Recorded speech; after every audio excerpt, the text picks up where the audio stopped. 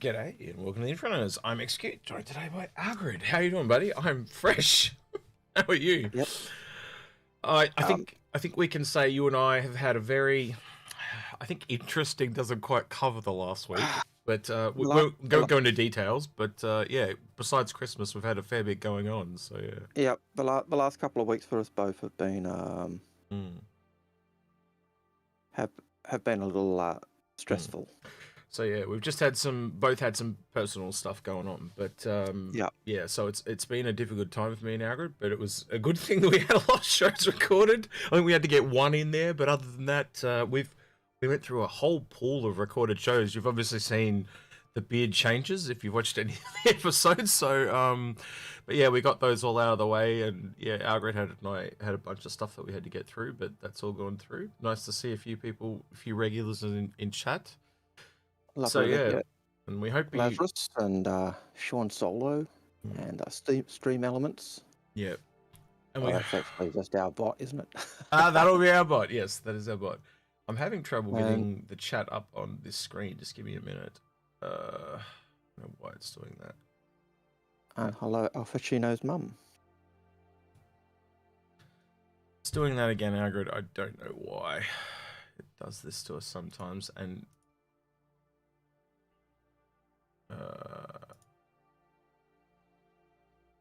yeah, it's not doing that.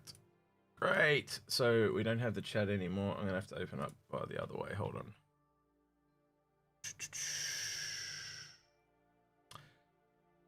I think the more time goes by, the more complicated this gets. Isn't it always the way? Yes, it is.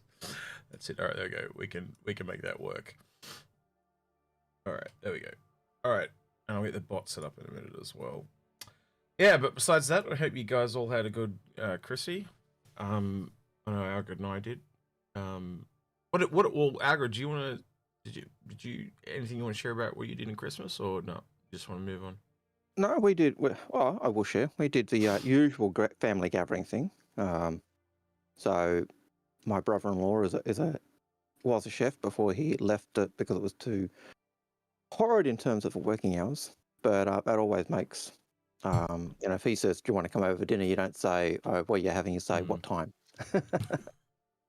And so we had the whole family there. That was, brothers, sisters, nephews, nieces. We were missing two. Two were overseas. Two of the nieces, a nephew and a niece were overseas. But other than that, everyone was there. So that was a really, really pleasant, enjoyable time. And not saying that in that usual, it was a pleasant, enjoyable time, but we had mad uncle so and so, and really was. Aren't you the mad uncle though in that situation? Well, yeah. I probably am seen as one of the mad uncles, but yeah, it was quite enjoyable. What about you? I'm a bit of a Grinch. I stay on my own at Christmas time. Let's put it that way. So I just tried to relax after. Well, you obviously know the personal stuff I went through. So I just tried to unwind and relax in the last week. So I feel better. I do feel relaxed. I hang out with I hang out with SA for a bit, played some games with SA, and I caught up. I do believe we're not the only one that's been relaxing as well. Badges is away for 2 weeks, he told me. So, a few of us have been taking that time. And I think that's kind of what led me, because we were talking about the topic for this week's stream, and that's what kind of led me to this one, is I just think it would be a good time to reflect on 2022, and not, I know I put it in the title Star Citizen, but it's also, I think, we could look at gaming in general as well, because I think realistically it's been a pretty quiet year. Off the back of the pandemic and stuff like that, we're in a weird place, Pandemic's not something that, it's a once in a lifetime event type of thing. So yeah, it's kind of let's hope, because I don't want to go through that again. That was, and it's really different from some weird perspectives. Like, just to give you a weird one that a lot of us wouldn't think about, is there were literally kids locked inside for 2 years. Now, when you're a kid, that's an eternity, or 3 years, not 2 years, but you get what I'm trying to say. There are kids that have missed, half their teenage years because they were locked inside, and it certainly has, or certainly had, a significant impact upon development, like social development. So You tended to get, junior high school kids coming up with the social skills of primary kids. Yeah. It's just what happens. If they're not socializing, they are limited to what they get at a family. So if they're very small insular family, you're going to have just that lack of social skill. Yeah. So yeah, that as a teacher, that certainly made life interesting. Yeah. Um, I ran the wrong bot, Algared, because Pickles was kind enough to fix the bot for us, by the way. Yep. And Yeah, I did see it. I just The noticed it. bot working. I'm just trying to fix this, but it does not want to agree with me for some reason. There we go. That one. And then that one can go. Get in there. Alright. Maybe not. Sorry, I'm doing things in the background here. This is very boring. Ooh. Pardon me. Small. Yep. Alright, all fixed. Hopefully. Alright. And I'll start it again. Alright, cool. We should be good now. Alright. So that's great to hear, Nimrod.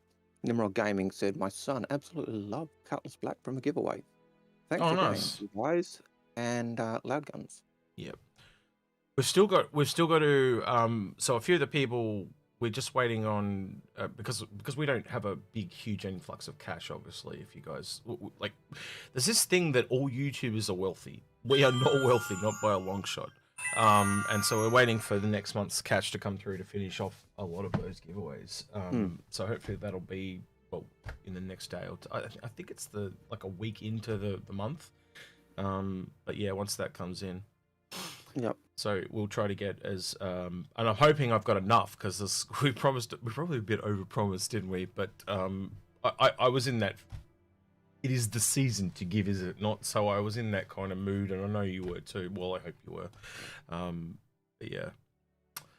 And yeah, so we do have a small stash of those cutter packs. Well, yeah. Left that we can do another. Do you want to tell people what happened? Because they were a bit late to the party, but you can tell them if you want.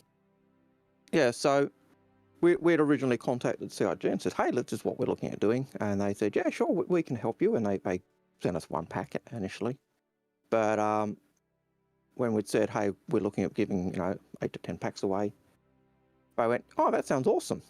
Yeah, we'll gladly help you out."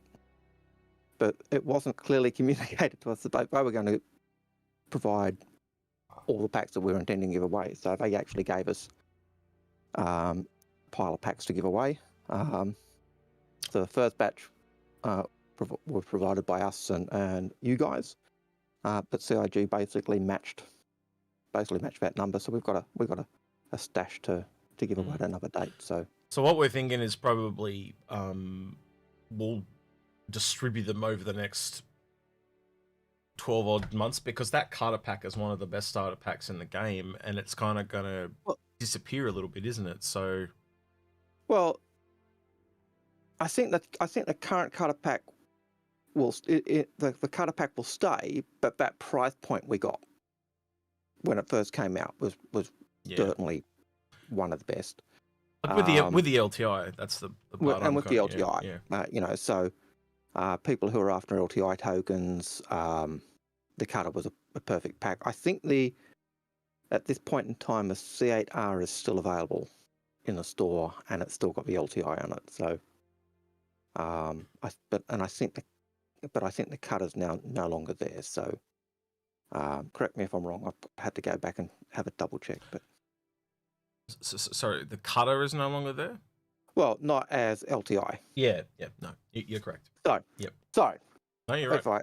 You're right. If I misled you there. No, you clarified it very quickly there, so it's all good. Yeah. So there's not really a lot on, obviously, today. So this is one of the nervous things as a content creator, going and going, oh, what are we going to talk about? So we are going to be relying heavily on your questions today, guys. There is not really a lot to cover. So this is really just a very chill hangout with you guys type of stream. Obviously, we're not getting any more content from CIG until they get back, so you probably won't see anything from CIG to mid-January at this point. So yeah. Yep. So this could be our blessing in our curse period. It could be the blessing that because there's nothing out there that whenever we put stuff out, everyone goes, "Stuff is and yeah, it's good for shows. on. It's good for our shows that we do because we actually usually get a lot of extra views because people are absolutely starved for content.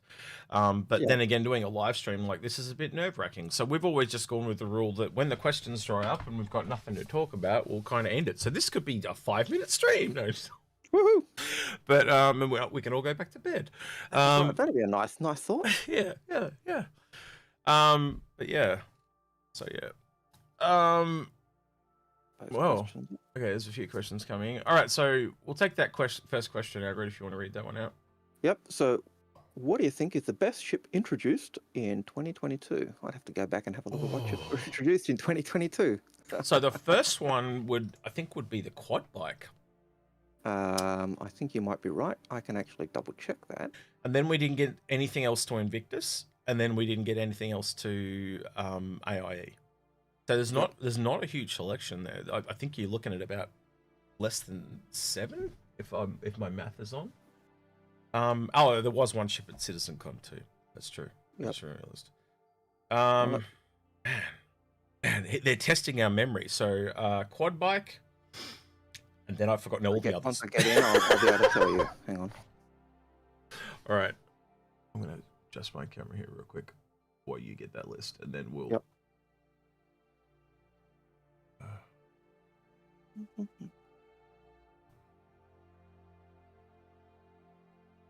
Okay, and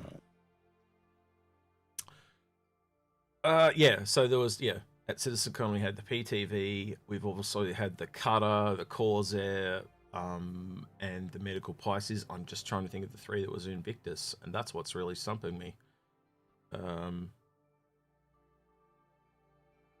Yeah, we also had the Spirits in Concept. That's the ones at CitizenCon. Yeah, I just remember that. That's a good call there, Lemming. So the 3 at Invictus, that's what's stumping me. Yeah, best flight ready probably was the C8R. I'm going to be honest, if Badgers was here, that's what he'd say. He's loving that thing, especially for the bunker missions and stuff like that. We also the C8R. Go ahead. Was a good ship. I was just going to say, the C8R was a good ship. It was compact. Yeah. So what's not to like about that, and the fact that it's a What's your thoughts on real quick now in hindsight the Galaxy, because that's the other one. Okay. I'll give you. Oh, go ahead. The total number of new ships we had were the Hover Quad, the Expanse, the Legionnaire, the Mule, the Centurion, the Spirits, the STV, the Cutter, the Pisces, and the Galaxy. Mule, Centurion, and what was the other one? There was one at the Mule, Centurion, the Crusader, C1, E1, A1 series, the STV, the Cutter, C8, the Pisces, C8R, and the Galaxy. And the Mule. That was the other one. And the Mule. Yep. So totally March 3, 6, 9, 12 vehicles. 12 vehicles, warships came out. So yeah, I'd have to put. So if we're looking at just concepts, I'd have to say I put the Spirit in the front there for the concept ones. I think the Galaxy, the word I would use is overhyped. I've still got lots of questions about it because, you and I compared it a lot to the Caterpillar. And I think it's really unfair to compare it to the Carrack. I think them using the Carrack was trying to hype up what the Galaxy was, and it is clearly a Caterpillar competitor, not a Carrack competitor. I don't think it's as much a like. I know when you take the cargo module, it's got the exact same cargo as the Cat, which does put it into that Cat. I mean, like obviously it doesn't have the same modules as the Caterpillar, but it's similar in cargo space. It has the same cargo capacity and that. But I do think it is definitely between the Caterpillar and the 600i in terms of size and capability and the rest of it. The point being though, it's almost like the thing with the Odyssey, where they know that the Carrack's a really popular ship, by tying it to the really popular ship, they think they're going to get more sales, and that's what it feels like for this. It's like, Yeah. oh, if we tie it to the Carrack, more people will buy it, and Yeah. that's what it felt like. It felt like the Carrack Killer 2.0, just not to that level of insanity. Yeah, I gotta be honest. I didn't feel it had that same carrot killer vibe. It didn't, I think but I'm using that I so you get what I'm talking about. But yeah, yeah. I think they certainly did try to tie into that with saying, "Hey, it's a carrot-sized ship," but that was really the only link they did. And as we said early on, you know, that was really just talking about the pad size it's on. They could have used any ship that was on that fits onto that hangar size or that pad size. Still comes back to the whole thing where the marketing oversell the ships, and they do it in a very regular gaming marketing thing, where our audience is different from a regular. We want facts and statistics. We don't want belated I don't even know how to put that. Like, you know how gaming companies like they overhype stuff, and they make it appear to be way grandiose than it actually is. We just want the facts. Yeah, I think a lot of us buy stuff based on facts, not on you know how something looks, or you know. Yeah, I get the impression they seem to go for the FOMO aspect of the That's ships, it. Yeah. rather than the this ship does this role and it is good for this role because it's got these aspects or these components. And I don't think they realize they're dealing with a generally older audience and a more mature audience, and they don't need to do that. You know, you're talking about, especially most of us are well informed, right? Yep. And if you blow smoke up our ass, we don't like that. Yep. And I know I don't like that, and I know you don't like that, and I assume most of the people who are watching don't like that, you know. But I think that's where certainly the Galaxy differed from the Odyssey. The Odyssey was, hey, it's got this, it's got the, you know, real cool viewing room, it's got this, you know, and those types of aspects where they didn't tell us why having a Xi'an gravity generator or lift made the ship better for exploration. They didn't tell us how the mining head really helped in the role in the you know, extension of a ship. And by then going in and saying, oh, well, you can't, the ships in the hangar can't be refueled except by hand or repaired except by hand, you also limited that aspect of the elements that the ship had that would really enhance it for that exploration gameplay. And so you were left there saying, hey, this is an awesome explorer ship. It had the throwaway, it's a carrot killer line, and yet there's very little information that really gave you why it is a really good exploration ship. Whereas things like that hangar linked to the cargo bay, they really said to you, this is a really good advantage. I didn't feel they did that type of thing with the Galaxy. They said it seemed a lot more self-explained in terms of what you had. Yes, there'll be more modules. That's what we want to know. Okay, what modules you're going to have. But the modules they said it has, and the way they described them, I don't think was blowing smoke. Yeah. I think they were cautious with the release, like more things like manufacturing coming and stuff like that. I do agree with you on that regard, but my major problem with marketing is that we're a different audience. We're just a different audience, and I think they would actually have better success if they treated us with just a marginal. It's not respect. I'm trying to think of the word for it. Like they don't quite know their audience. We are not like you are here. You know what I'm talking about. That this is a mature, really good community. It doesn't have that same gamer feel as other audiences. I don't know how to explain it, but you know what I'm saying, right? I know you know because we've talked about it. But it's just different, and I think they need to treat us as we are, not as they want us to be, is probably the way I put it. Let's change gears just a little bit here for a second. I do want to talk really quickly about now in hindsight, looking back at the year, we've got the Expanse and the Galaxy, two refinery ships of the same profession in 1 year. Mm. So that's something we haven't seen before either.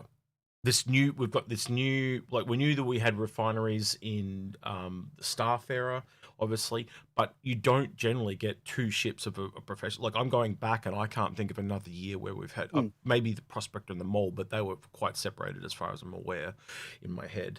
But you tell me, does it look like we're going to get another, refinery ship now? I think you're right. I can't recall a time when we've had two. Well, apart from the early days when everything was coming out, but two concept ships for a role that hasn't been really expanded on in the same year, and they are different ships in terms of role. One's got 6 processing plants, one's got 2, but one with 2's got bigger, more capable in terms of how much power, how much size. Really good point. Yeah, so that was something you and I talked about really early on when we went through it. Like, I was like, oh, is this going to be the first one where just bigger is better?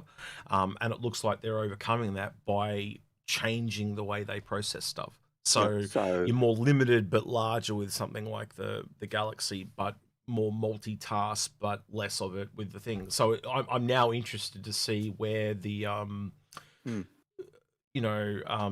whatever the capital and the medium are fall into that place as well, and how, like, I think it also does clearly show that the Staff era is not really a refinery ship. It is it's a gas miner that has.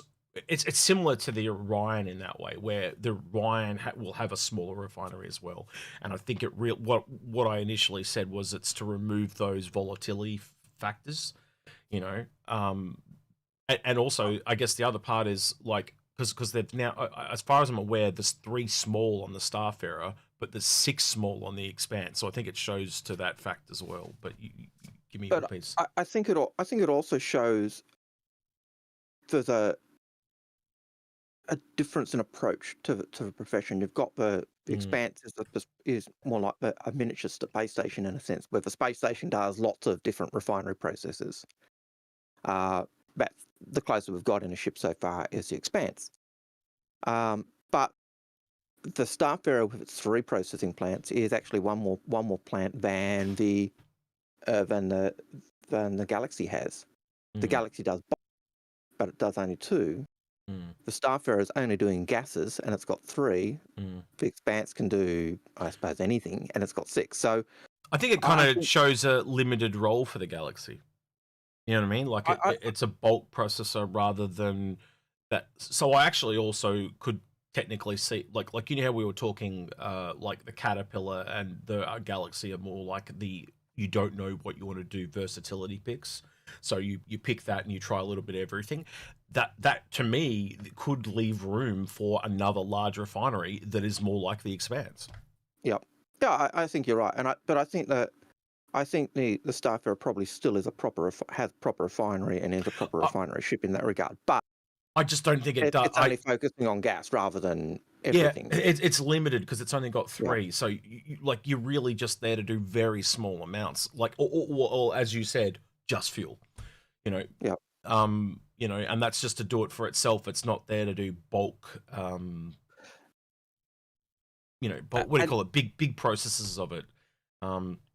But it's also got the advantage of those 6 of the 4 or 6 individual containers for gas. So you can actually you get to process one gas and put it into that container, process another gas. So it might take you a longer time, but you can actually still do multiple aspects. You also got to look at it. That's not just for gas; it's for liquid transport, and they've also got the square containers for solids as well. So that ship really does fall into multi.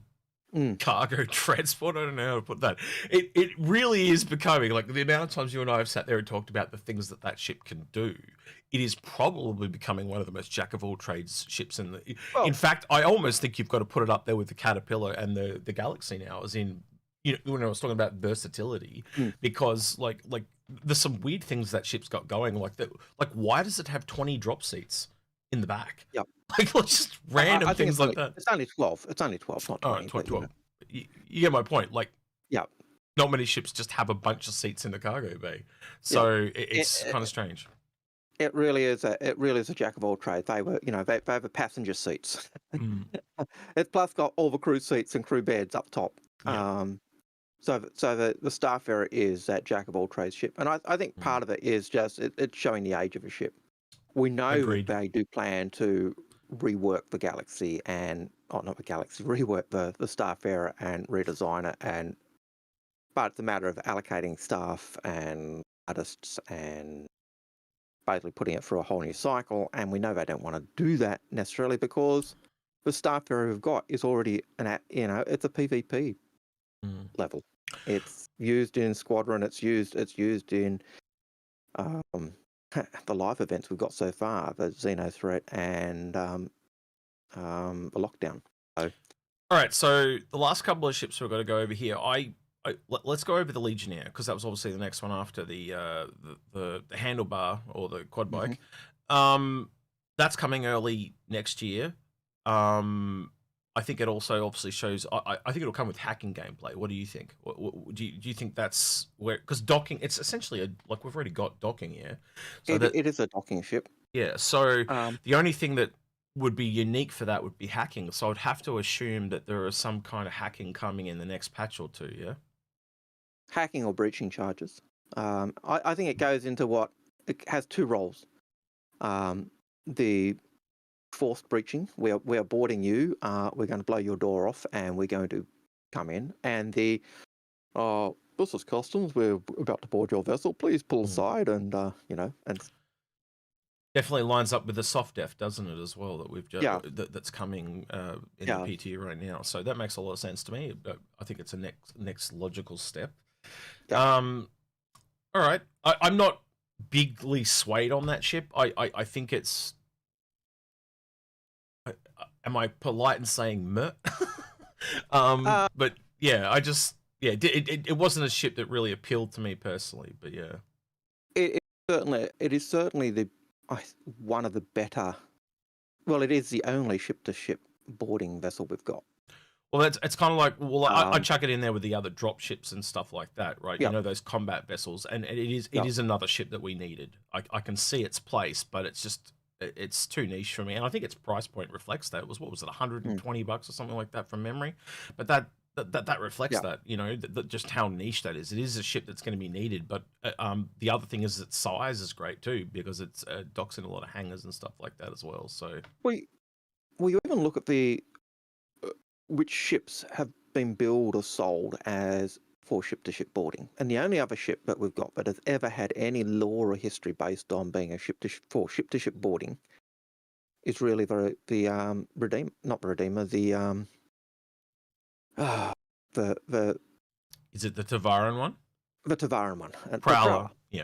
Sorry, I was Totally, I was totally blank on the totally blank on the name. I was trying to what's the bird? The bird teeth. I was waiting for you to say it because I'm like, yeah, I think we're on the same page. But yes, it is the Prowler, and that's yeah. And I think I think it does tread on the Prowler a little bit. Yeah, I think you're right, and I think that's probably shows why the Prowler came first too. If now I think about it. But even when you look at that, the role of those two ships is totally different. The Prowler is the stealth insertion. It's a ship in lore that the Tavaran would use to, be able to sneak up to UE ships in the Tavaran War and then get their saboteur crews onto the ship to screw up the systems. Yeah. So it was a stealth insertion of a SEAL team rather than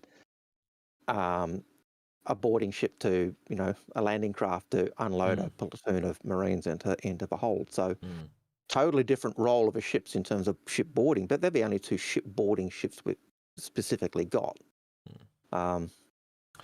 So to get round to EDS's Kepler's actual initial question that we've just ran with for like the last 15 minutes, the Spirit. I think the Spirit is the best ship that came out this year. That's my opinion. And I think specifically the C1. I'm not super keen on the bomber, but I do see a reason for it, as I do see the reason for the E1, quite honestly. They just don't personally appeal to me, but the Spirit, it was just ironic. We did a vote with you guys, and literally you said Crusader ship that was literally a Cuddy freelancer competitor. And I find that hilariously ironic that 2 weeks later they literally dropped the Spirit at the time. And I just was like, man, it's like they read us as a community really, really well. Like, hey, here's a ship that we think you guys need, and they dropped it, and it worked really, really well. And I think they knew they were on a winner because they also dropped it at CitizenCon. And yet, it's not the ship everyone was actually after it from Crusader, because everyone wanted the Crusader shuttle, or a Crusader shuttle ship, not a. They did say it was inspired by that, though, didn't they? So They did say it was inspired by it, but it's not the size of it. It's inspired, and yet it's a totally different ship. And so it's not that. I think the closest to that we've got in the E series is the E1, rather, because it's a passenger transport, and yet it's not a passenger transport. You can't use it to go ship to ship because it doesn't have a docking collar. So it's literally needs a landing pad or a hangar to be able to deliver its passengers. And I think that, for me, that's probably the biggest negative with that ship. The best ship for me, I think, is probably the Expanse, because it does that. It ties in with so much. It ties in with the salvage gameplay. It ties in with the mining gameplay. It ties in with the gas type mining or gathering gameplay. And so those are tools. They are aspects of things that we need for everything. So, so I think that's probably the best ship. So we just the had best flyable ship is definitely the C8R. We just had 2 questions drop that I can't want to answer because they're obviously related to what we're talking about now. So just a Lemming said, Crusader starter in 2022. And I think that's something you and I did talk about too. The only starter that we see missing now is a Crusader starter, because obviously the Spirit's a bit too high up. And I think the other manufacturer, don't quote me on this, I'm going to get it wrong. No, Argo has the MPUV, so technically you could see that as a snub or a starter. But Yep. I think it was just Crusader we ended up on, wasn't it? Yep. You could argue Argo doesn't have a starter ship because they don't. To be a real starter ship, it's got to be sold with a game pack. Yeah. We've got RSI, we've got Consolidated Outland, we've got. You'd probably get an advanced starter from Argo. You'd have to assume, just to have a bit of a gap between it and the MPUV. Well, you could argue the Raft is an advanced starter. In that actually, yeah, profession starter. I'd 100% agree with you on that one. But if you're talking that first introduction to the game, you know, you've got to say they don't. Like we've always said, Drake has the Cutlass as an advanced starter in that sense. And now they've got the Cutter as a proper starter ship. And we're also not accounting for outliers, are we, for things like Kruger or any of those little small companies, or little medical one that pops up by, oh god, I forgot the name of it now. The one we were talking about like a vehicle, cross something. It's got a weird name, but you get what I mean. Like there's a lot of little outlier companies in this game that could just have a one-off.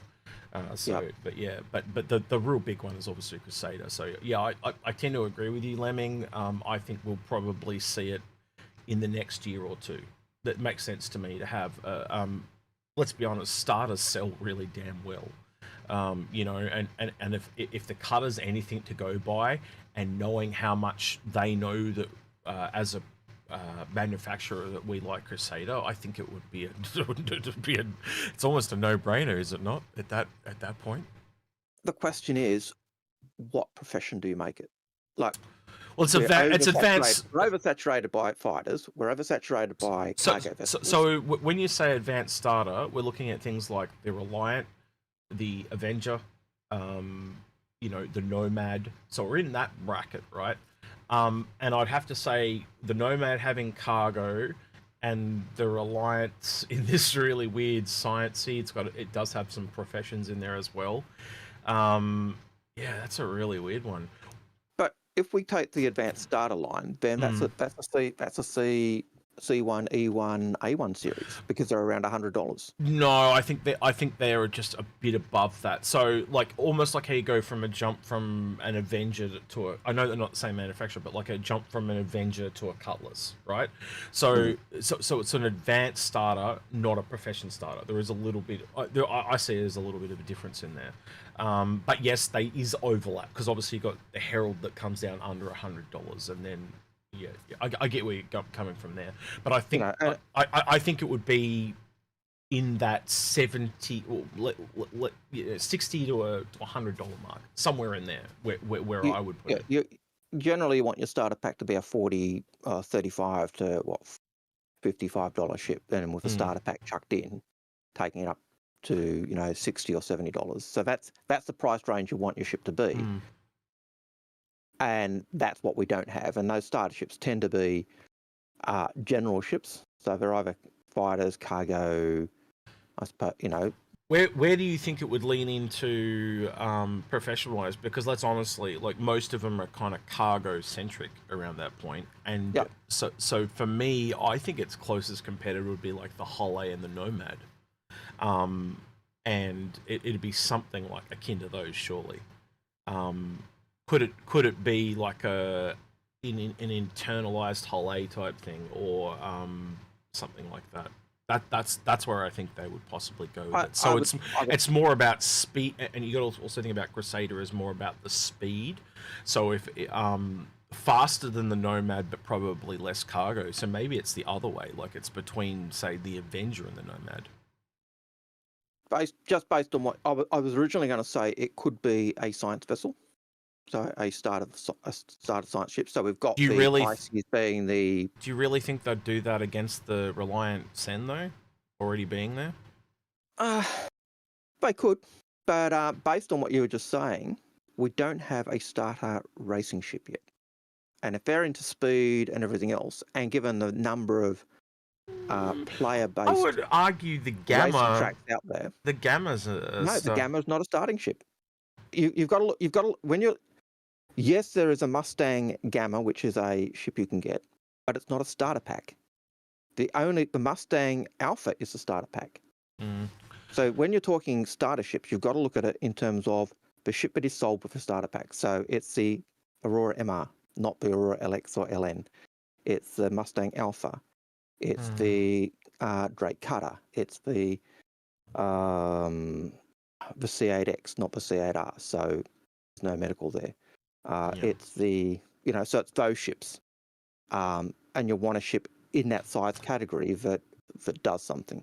Yeah, I see a point, but I think I do think you can disagree with me here. That's all well and good, but I think racing is just slightly out of that basic level of starter to me.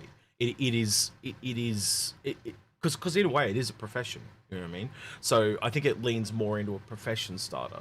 And that's why the Gamma is a little bit up, so to speak. And then you've got the 85X. So there are a few there.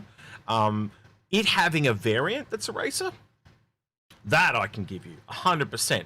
So you might get, I don't know what letter it is, right? Let's say they call it the pick a letter, because they seem to be all based on letters, So maybe there's like a C1 and an R1 or something like that. So I can see it having a racing variant, but I don't think the default variant, the base variant would be a racer. And I'm trying to figure out where I would put a Crusader, and I think you and I would have to agree they are now heavily based on speed because of their engines.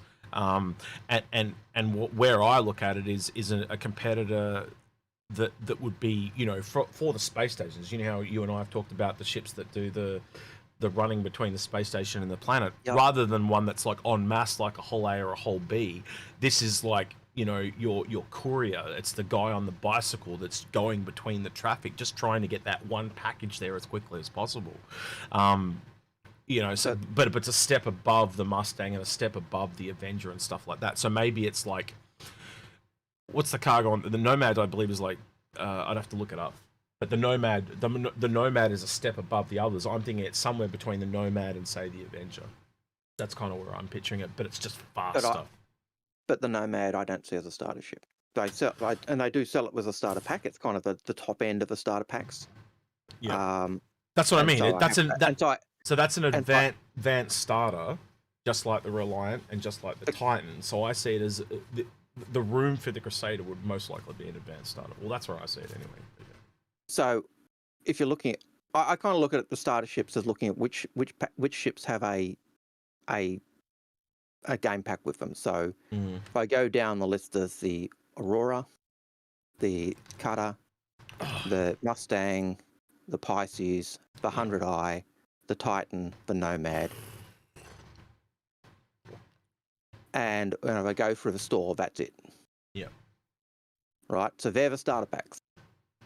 I don't see it like that. So that's something we disagree on, and that's fine. I just, as I said, like I think that you've got your really cheap ones that sit around $50, and then you've got all the others that kind of go between, 55 to I think the cheapest is like $90. So all those in that bracket for me are what I call advanced starters, and some of them are profession starters as well, like the Herald and stuff like that. They might. But there's no official title for them. It's just that sometimes they call a ship an advanced starter. Like, and the first one of those we ever saw was the Reliant Core. But I also think others have fallen into there, like the Avenger, because it's like an extra $10, $15. The 300i is a good example, and the 100i. So the 100i is a starter. The 300i is an advanced starter. Yep. But the key for me in terms of looking at the Crusader ship is a starter ship. Yep. And that means you want a small ship. At the largest size it's going to be is the Nomad or Avenger. And they're kind of moving into that advanced startery aspect that we talk about. But what makes them starter ships is the fact that they have that starter pack with them. They have the game pack with them. It enables someone to buy that ship with the game and play. And that's something, and they're selling them in that, hey, this ship will enable you to get in game and do the things you want to do. Actually, now I think about it, you were talking about science ship. 200i would be a good science ship. All right, I think we should move on because we're flogging a dead horse here. Yep. So we'll go to the next question there if you want to read the next one. So North End Trooper says, Inforunners, what is the opinion of the cost of ships staying stagnant with inflation being so crazy? The cutter should be $35 back in 2016. A cutter ship be $35 back in 2016. Should CIG have their ship prices reflect that? Seems new players would get a better deal than veterans when buying ships. Yes, they do. Yeah. I think it's obviously the website's a little bit like, you can obviously tell by the way they highly maintain their website that it's kind of one of those things that they've just kind of done and pushed to the side as they actually make the game. That seems to be what it is to me. They've just, they don't have enough staff. They are still a fairly small company when you consider everything they're doing. So, yeah, I think in a sense it's it'd be nice to see prices tied opposed to inflation more. So, and it works both ways. Like when the UK pound was significantly more valuable than it is against against the US dollar, having that stagnant pricing, US pricing, meant you got a great deal. But when the pound drops, oh no, we're now paying so much more. Why don't they do that? Now I can understand people saying, hey, they should do it because if you can buy ships in pounds, you should be getting the proper exchange rate. From our perspective, we don't get a choice to pay in Australian dollars. So So we've obviously got to pay a lot of extra fees, and I think we could safely say most of, like, I know United States makes up probably 50% of the people, but most people are doing a conversion.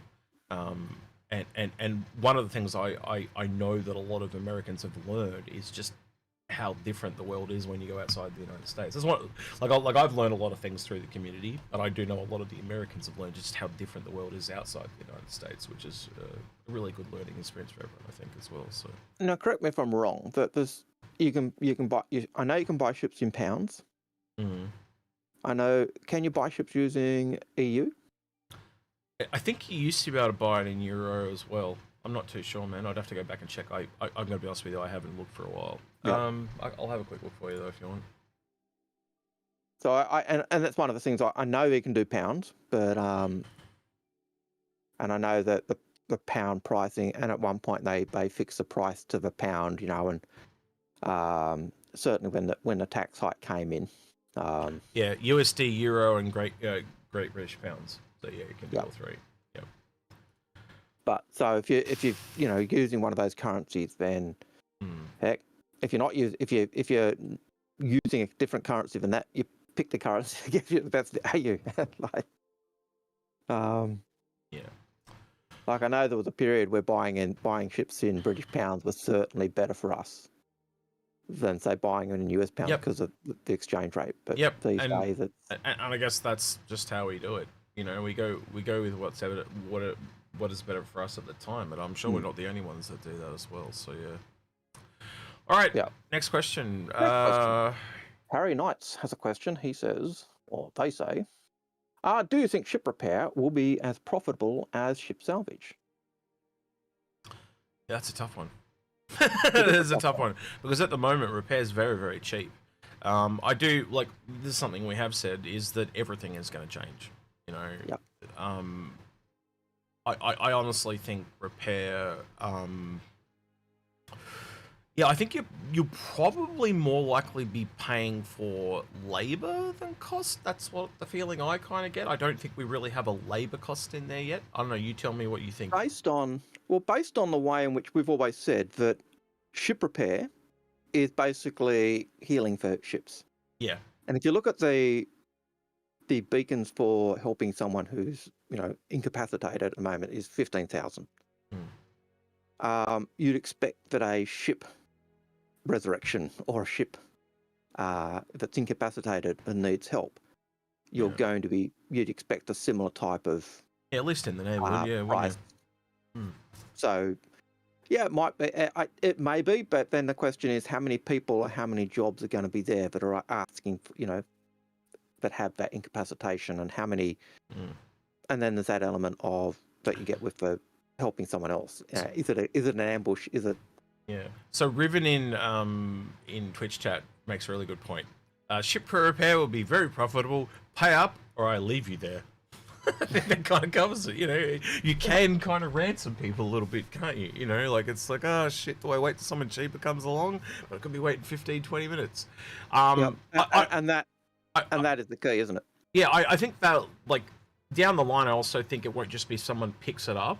I think you'll be able to talk to a few people and maybe barter a little bit on price might be a thing you can do, so people can't ransom you like that. I think that may be a little bit of a thing in the future.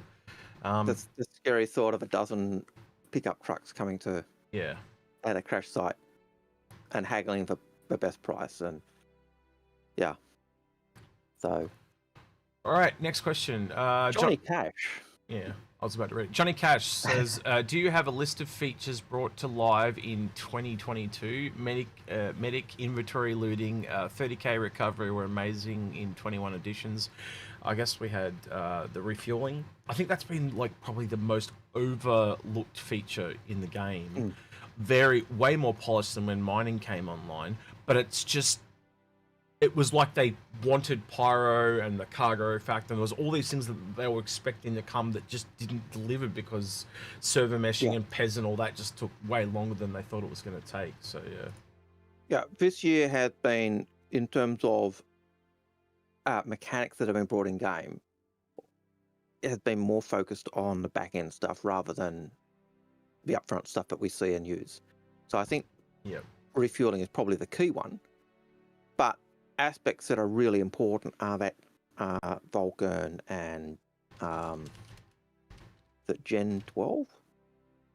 But it's those things that actually open up, the ability of the CPU to work harder rather than and free up that bottleneck. And once that bottleneck is freed up in the programming and is working smoothly, that's going to increase the stuff that can be done.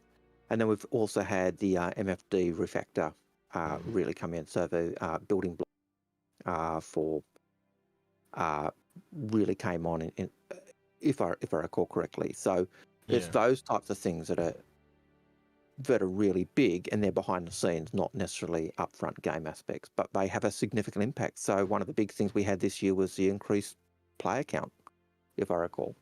Yep. And thank you for that $4.99 negativity. And since you've got a question there, negativity's question is, how is waiting 15 to 60 minutes for a pair refuel heal even remotely fun? People love the idea of it, but I don't think it will be a big hit.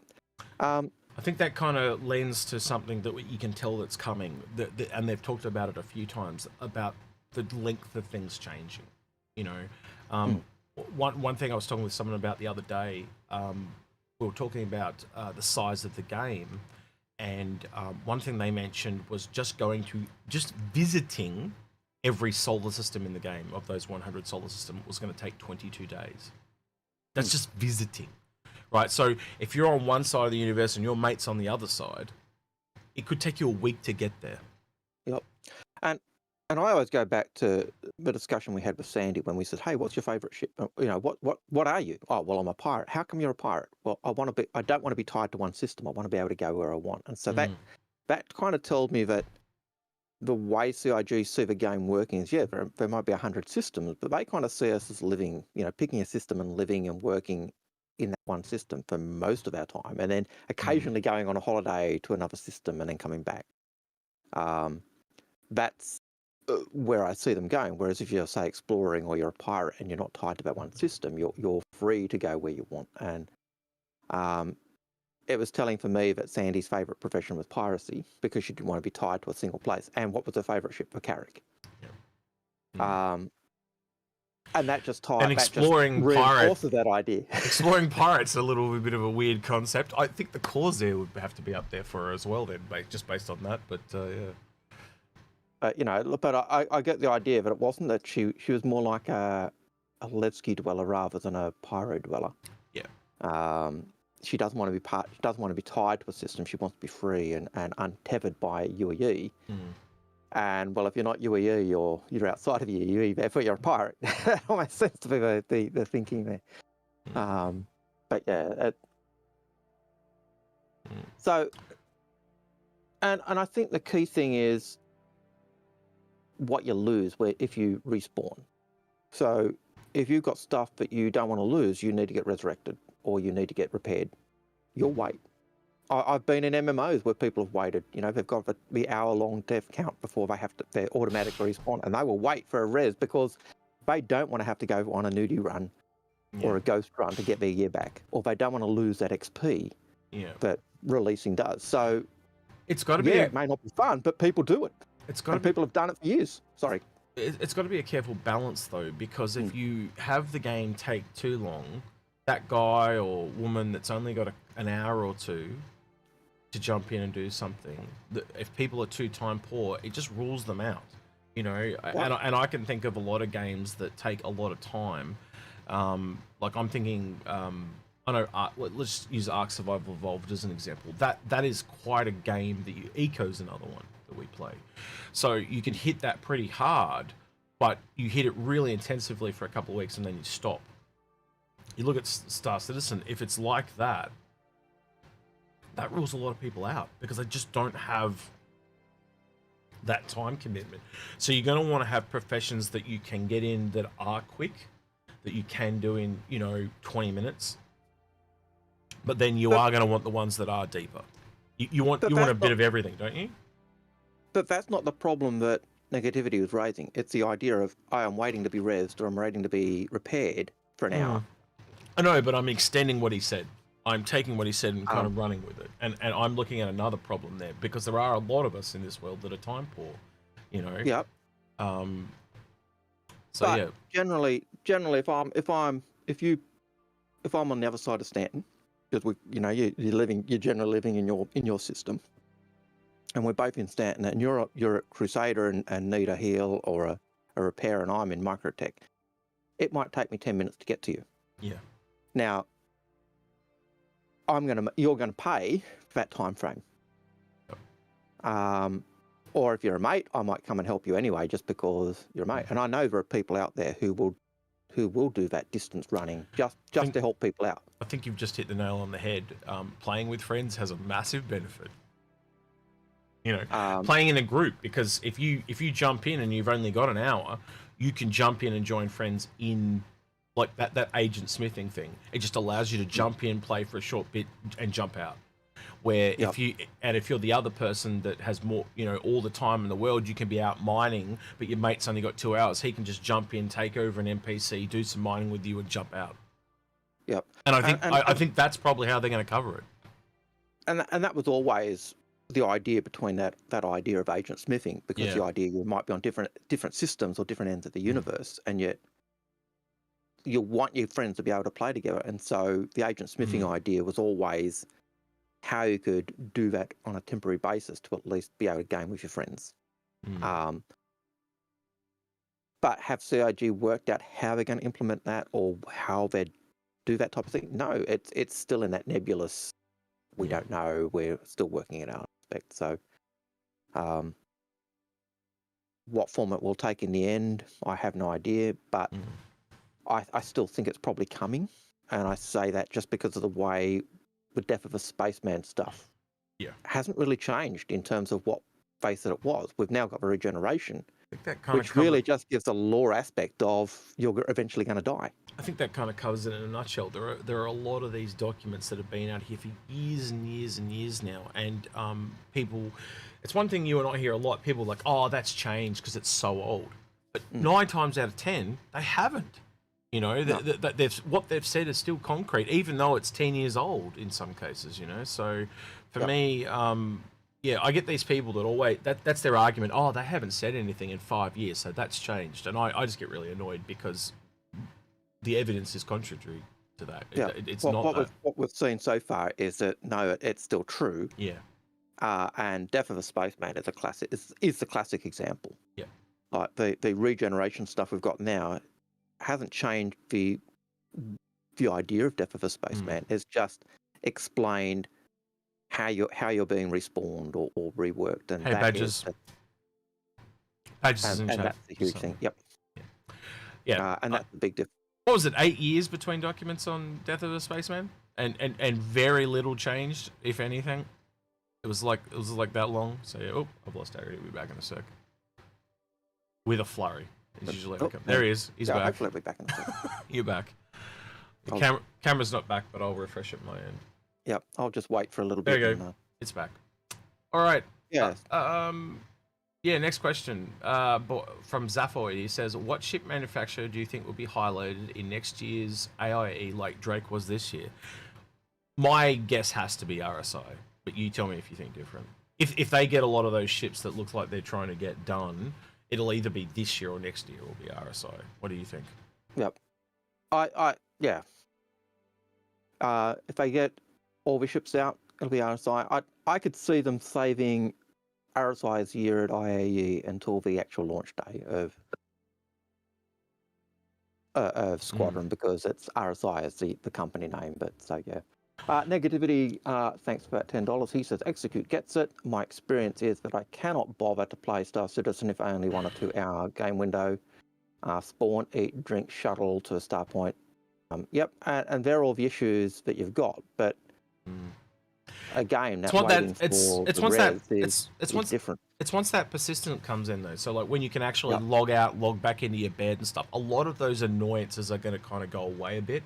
Like if you can literally come back in where you started, and it's not always. I think that's a part of the alpha experience that we're in at the moment. You kind of always start at that bed, but when it's like you come back in where you logged out and stuff like that, that'll change it quite drastically.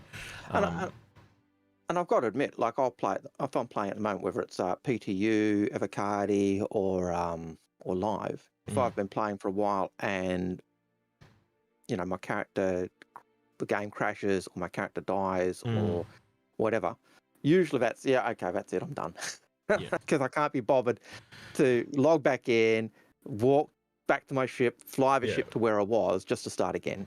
Yeah. I think you and I will agree with each other, because that is something that has ended very many play sessions where I get frustrated or you get frustrated, like, fuck this shit, I'm out. Like, it happens a lot, like, because, like, it's just like, we've just spent an hour, and it's the third attempt, and it's like I'm done. I'm just done. Every time I get here, it crashes. I know what happened in the PT recently with me. Like, I got, it took me so long to get the reclaimer. I can't even remember where I was going. I was going somewhere with the reclaimer, and I finally got there after 3 or 4 crashes, and I got there, and a combat ship turned up just as I got to the wreck. I got onto the turret, and after I killed the ship, it wouldn't let me get off the turret, and I'm just like, rage building, and I just, fuck this, I'm done. But yeah.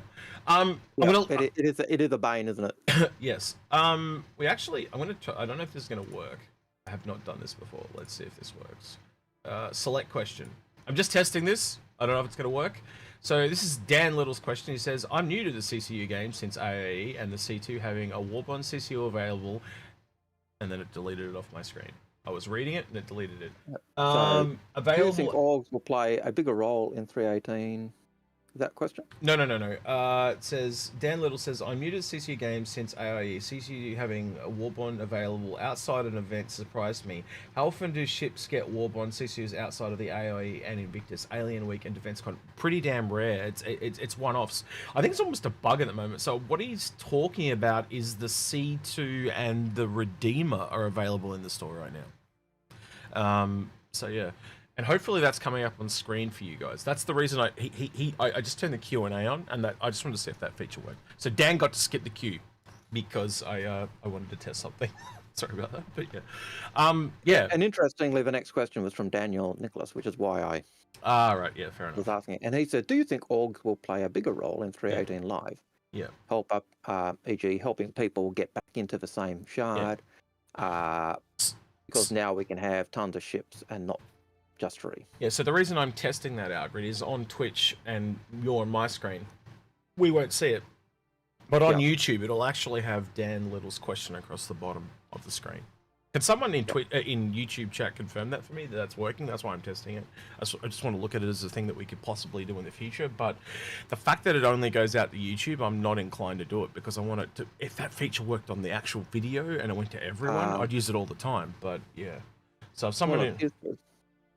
Yeah, it's not coming up on my screen over here though, so yeah, I don't know what's going on. But yeah, So I'm seeing it down the bottom as being in the chat. So yeah, yeah. So I hope that answers your question there, Dan. So yeah, basically, long story short, it is a rarity, and I think it's more of a bug than a feature type of thing. So yeah, yeah. So I think it depends on when they update when they get around to updating the style page as well. Sometimes they miss one. Yeah. Sometimes when it happens, we say keep it secret, keep it safe. Yes, very much so, especially with packs and stuff like that. But yeah, if you see a pack with a really good deal, keep it secret, keep it safe, because if once CIG realise it, they usually remove that pack there's a particular pack from a Fix My Fleet recently. They still haven't changed Algared. You know the one I'm talking about, and people that have seen the Fix My Fleet that we're talking about will know the one we're talking about. But yeah, so that one that'll come eventually, but that's not a pack that we recommend. What was it, $15,000 or something? I've probably given it away now, but yeah, that was an expensive pack where they hadn't modified it based on the price of one of the ships changing. So yeah. All right, next question. Nimro Gaming says, when will the next time to buy a ship upgrade? Lock in a price of Endeavour, please. You can buy an upgrade. Oh, actually, can you buy an upgrade to Endeavour? If you really want one, Algared and I have a lot of them. We buy a lot and chuck in our buyback every Invictus and that just for people. So if you really want one, reach out to me and Algared and we'll get you one. But generally Invictus and AIE. Yeah. Actually, it's just AIE, isn't it? Because Invictus, they don't always... yeah, because it's not a military ship. Yeah, so it's generally just AIE. But like, if you really desperately want one, Algared and I buy a bunch of them up. And we're not the only ones. If you reach out into the Fix My Fleet channel or the CCU Helpers channel and ask around, people will be very happy to pass them on to you at cost. And you just got to realise cost. So we're Australians, so we've got to pay GST. So for us, it's $11. Oh no, $1 more. But we will pass it on to you at what we brought it for. So if you want one, reach out to me or Algared. And we don't have thousands of them, but we do have, you know, we buy enough for the year, don't we? Algared type of thing. Yeah, I don't think I picked any up this year. I picked up about 10 of that and the Crucible, which are the two you Yep. and I usually pick up. So yeah. So yeah, if you want to reach out, Nimrod.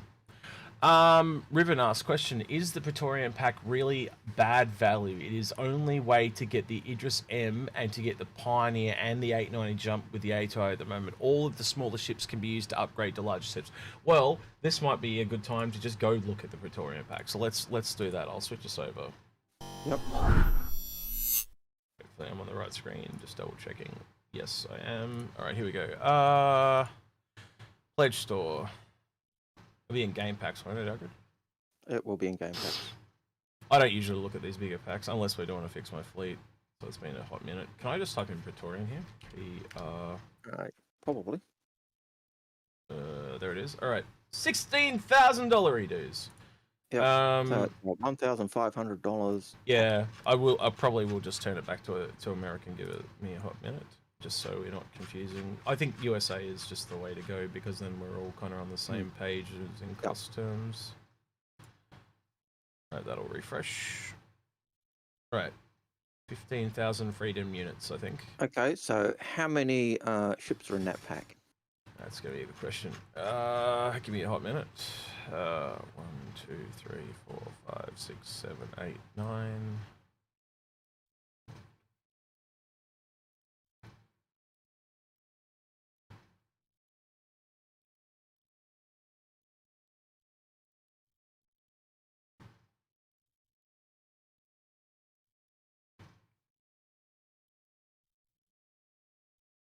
I'm up to 40.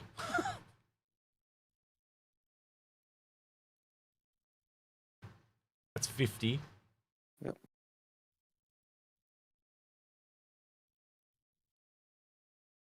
That's 60.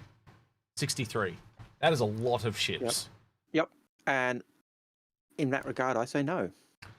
Yeah. Because how many ships do you want in your fleet? And that's the real question. Like, if you're a collector and you want every single ship, go for broke. I think the other way. If you're after, the other way to look at it is like the big ticket one here is the M, right? One of the reasons the M is in there to entice you to buy all those ships, right? But honestly, you could actually look at M like a equivalent one would be the privateer upgrade to the Kraken, right? It is essentially a module, you know, earn it in game, you know, save yourself some cash. In this case, you are being, based on what you said there, dead weighted with 60 other ships. That's a lot of ships. Gib actually says 66 ships, but okay, I can't count for shit then, obviously. Yep. You were doing it off the cuff. I just saw the message he posted for us, and so 66 ships. Yeah. I actually knew it was around 60 to 70 ships, but you get my point. I'm 3 off, right? So you're still being dead weighted with 63 other ships, and yeah. And that's the question. Like, how many ships do you want? If you're after every ship in game, then yeah, it can be a good way to go. The other way, if you're not after every ship, you've got all that dead weight. The other way to look at it is, like, I know you said that's the only way to get the privateer and the you know, the 890 jump. No, not really. You can go to the grey market, and yes, you do pay more for them. But I don't think you're going to pay $16,000 for 3 of those ships. Will you overpay? Possibly. Could you find someone that wants out of the game? Yes, possibly. I think if you were patient enough, you could get those ships with LTI at a, and I hate to say the word reasonable, but I think you could get them if you really wanted them. Oh, if you're after the Pioneer, you can get the Pioneer, I think, cheaper in the Crusader or the Crusader pack, or you can get the 890 jump in the Origin pack. And so if you put those 2 packs together, is that less than 16,000? I think so. And you've probably got less ships. Yeah, I don't know. So yeah. So the way I come at it, like the Pioneer with LTI and the 890 jump with LTI, I can get behind that. But the M specifically, I think you're making way too many concessions just to get a ship that, let's be honest, one of the things that we're finding, and you can agree with me here, agree or disagree, but I know you kind of tend to agree, is earning stuff in game at the moment they're almost priced for release, but we're paying for them now, so they should be cheaper, not at the release prices. And at the moment, it's almost like they've priced all the things for release. They're not really priced for now. And that's the drawback to me. And so when I look at it like that, it's sort of like if I'm paying for the release prices, then why don't I just earn it in game? It's going to cost the same. So I keep coming back to that, you know, and just how this is the other part, is just how restrictive is rep going to be in this game. And with the way it's going to be very dynamic, how you have to keep maintaining it, I have to assume it's not going to be as complicated or as lengthy as people believe. You know, because if you've got it's also going to tie. Well, here's another part of it that I thought of that I haven't discussed with you is how much does it tie you to one area? Because if you've got all that rep in one system, you're not just going to willy nilly go 2 or 3 systems over, because then you have to do it all again. Yep. You know, so yeah, I just don't see. I see it as a more flexible or fluid system rather than a really binding system, because if it's really bindy and super grindy, people are going to check out, because I don't know, I find that ludicrously boring. I hate grinding for the sake of grinding it. I've hated it in game. I think it is one of the most cheapest mechanics that they use in games today, and I hate it. Right? You play games for fun. You don't play them to do repetitive actions for no reasons. So for me, I'd rather have, if I was doing reputation, I'd want to do it with different people for different reasons, but light in many different areas. And I think that's what they're leaning towards, because like, look at what we've got in Stanton right now. You've got Crusader, you've got Hurston, you've got Microtech, and you can basically go up and down with those guys over time. And I like that. But I don't want to just sit there and go, right, I want to grind the crap out of Crusader just because I want to get this one thing, and it's going to take me a month to get there. That to me just seems, and then a month later it will be gone because I didn't maintain it. That just seems fruitless. It's juggling plates, and I just it's too cheap. You know, I've always said that I think anything purchased with cash or store credits should have LTI, and I've argued that since the beginning. But it won't get moved, and part of it is, you know, we've made a rod for our own back. We have given the idea of FOMO for LTI, and the marketing have jumped on that, haven't they? And the marketing have jumped on it, and you can't blame them. I think the other part of it, though, that I really need to stress is you look back at Freelancer, right? You and I have tied this game to Freelancer quite a bit in the past, because he is essentially been trying to make the same 2 games his entire life, like the Wing Commander and the Freelancer. If you look at Freelancer, the way insurance works in that, it is so cheap. It's roughly 1 mission will cover you for ages. And when I interviewed Chris, he literally said 1 mission a month. So he's talking about in real world terms. You can do 1 mission, say with a reclaimer. 1 mission will cover your insurance for the entire month. Right? That is, so what's that? Half an hour of work will cover you for an entire month. So insurance is not a big deal that we've made it out to be. It is minuscule. Right? And at the end of the day, when you look at other factors that you and I talk about as well, as soon as you change the guns, you can't insure the cargo on a ship, you can't insure as soon as you change them, it's just that base variant of LTI, right? It's that piece of... it's literally what you brought. As soon as you change it, LTI goes out the window. So realistically, we do need to start... Like, even you and I need to do it, right? Because you and I, every time me and Algared buy something, we get LTI. Just the way out. It's like, if we can get it, we're going to get it, right? And we know all you guys are the same as that. But realistically, we need to start thinking with... it's like a head and a heart problem, isn't it? You know, and a lot of the stuff we do, especially on the Fix My Fleets, and when we're doing highly generalized stuff, it is head over heart. And yeah, we need to start taking our own advice, I think, in that regard. Like, an LTI, even... what it does is it gives you, it'll always get you back the ship as you purchased it. So with the stock components, that's the idea behind LTI. Will they have other insurances for the upgraded parts that you've done, or the cargo? Most likely, because they want credit sinks. Yeah.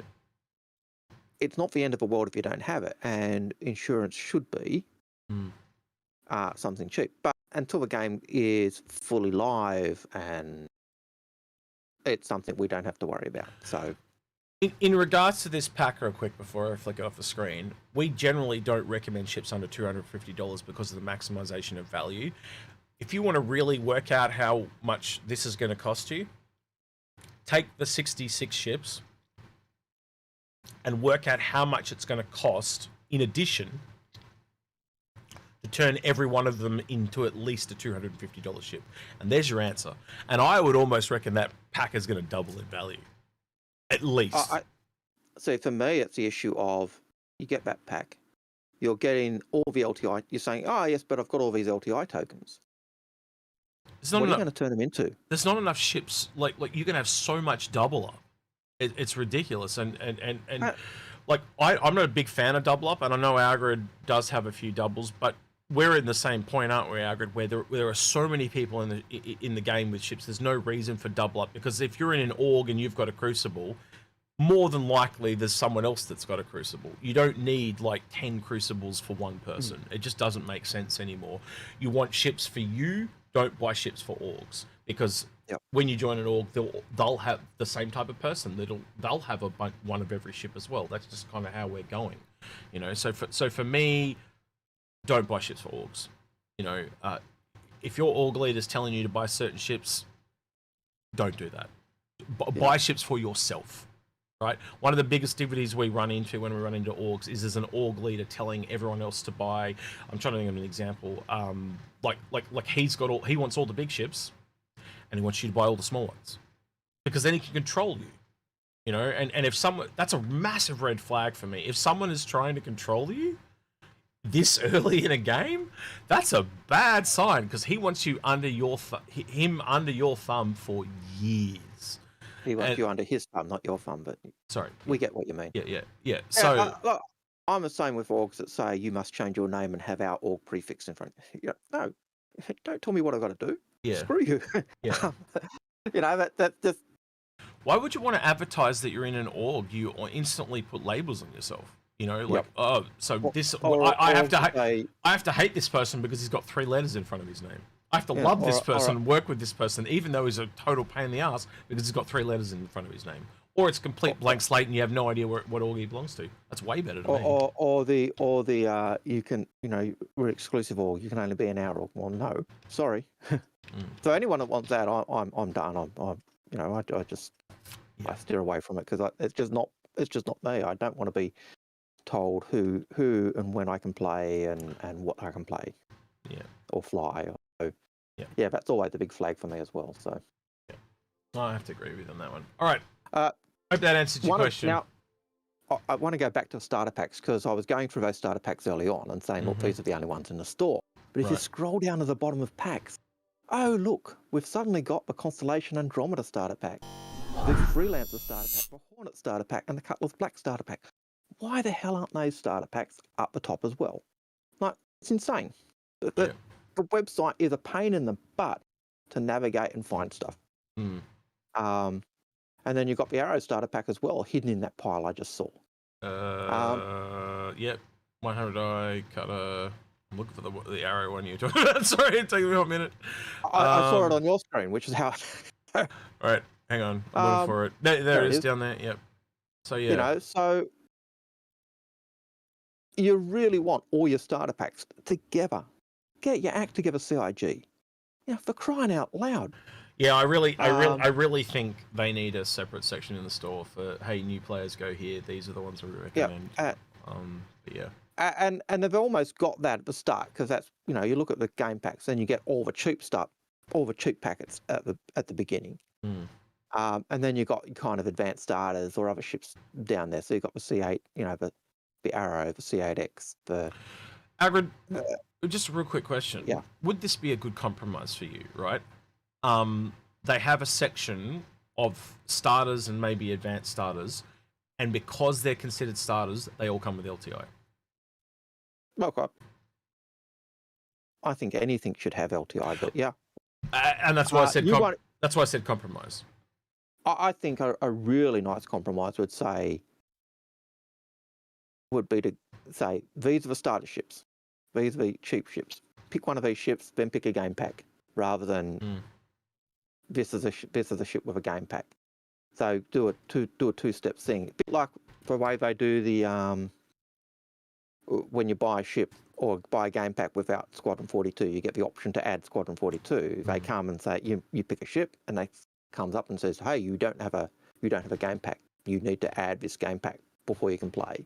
And so you click, and then you click the game pack, and then doesn't matter. You don't need to have a starter ship at that point. You can just pick whatever ship you want. That would probably be a better approach, maybe. But yeah, that would certainly make it easier to say these are starter ships, these are advanced starter ships. But the second you sell ships with a starter package, and you actually bill it as a starter package, you're actually saying, you when you're talking starter packs and ships that go into starter packs, you've got to think of it in terms of those regards. And the other way to go about it would be make it that you know how you buy the game. Yep. When you buy the game, whether it be Squadron 42 or Star Citizen or a combo, there is an LTI token that is with that, and you attach it to a ship, and it gives that ship LTI, and that way you can just buy that and then get any ship you want. That would solve the inherent problem as well. I just think that very first ship for creature comfort reasons should have that. And I know they made it so that once you go over $1,000, you just instantly have a starter pack, or you have the game, so to speak. But I just think $1,000 is a little much. I don't think we should be encouraging people to spend $1,000 on a video game, right? No. Let's be honest, most people are not going to do that. Most people are going to buy the $60 copy of the game. They're going to log into the game, and it's basically going to have those. Wow. It's going to have those starter ships that we now have as starter packs, and you'll just pick one and you'll play. They won't have to pay for ships. They'll just be buying a copy of the game. So I just. Yeah. I know it's a now versus release problem, and they are funding the game. I get all that, but it's perception. So, yeah. Okay, so Red13 has a question. He says, are you expecting the E1 or the Starliner first? I would say the E1 first because it's a smaller ship. Sorry, dealing with Google. Yeah, I think we will. Don't worry about it. I'm not talking to you, Google. Shut up.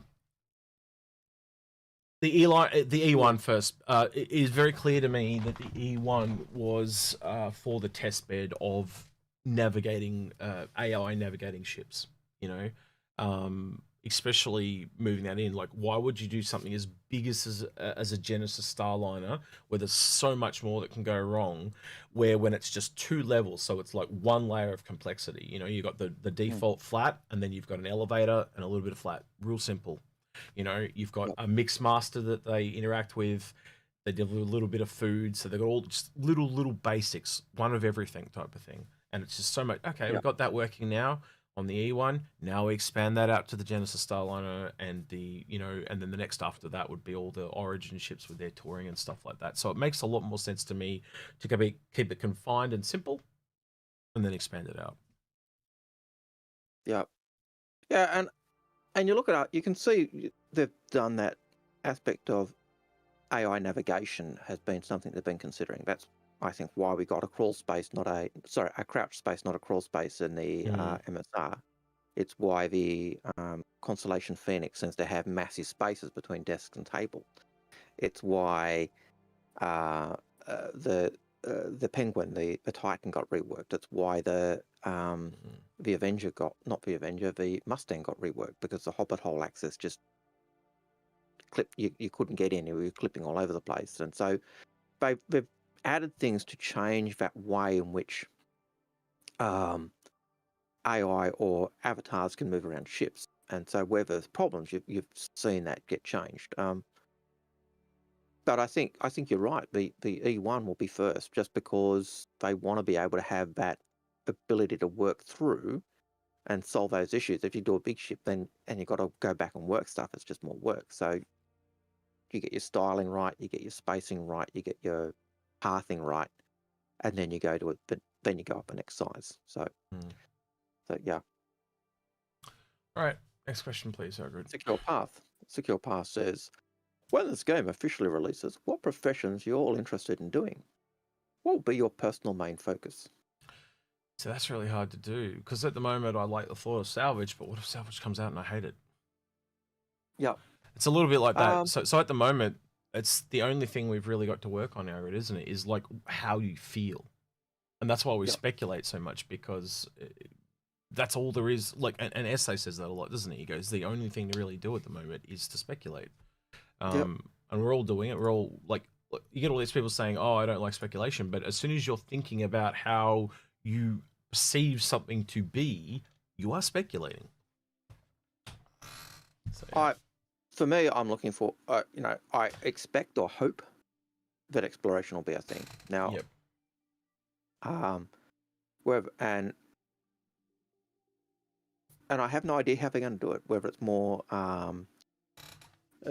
scanning planets and finding those points of interest or those key aspects, or finding the new creature or a new flower or a new drug or whatever you're doing in that exploration aspect. But given that back in 2013 or 2012 or whatever it is, they did the survey, and 70% of the fan back then we want to do exploration. And I get it. We've grown up. A lot of us grew up with, Star Wars and Star Trek, and Yep. the whole premise of Star Trek is exploration. Yep. But I also think exploration is a lot broader than just what you've described there, because I think it's very heavily tied to data collection. Yeah.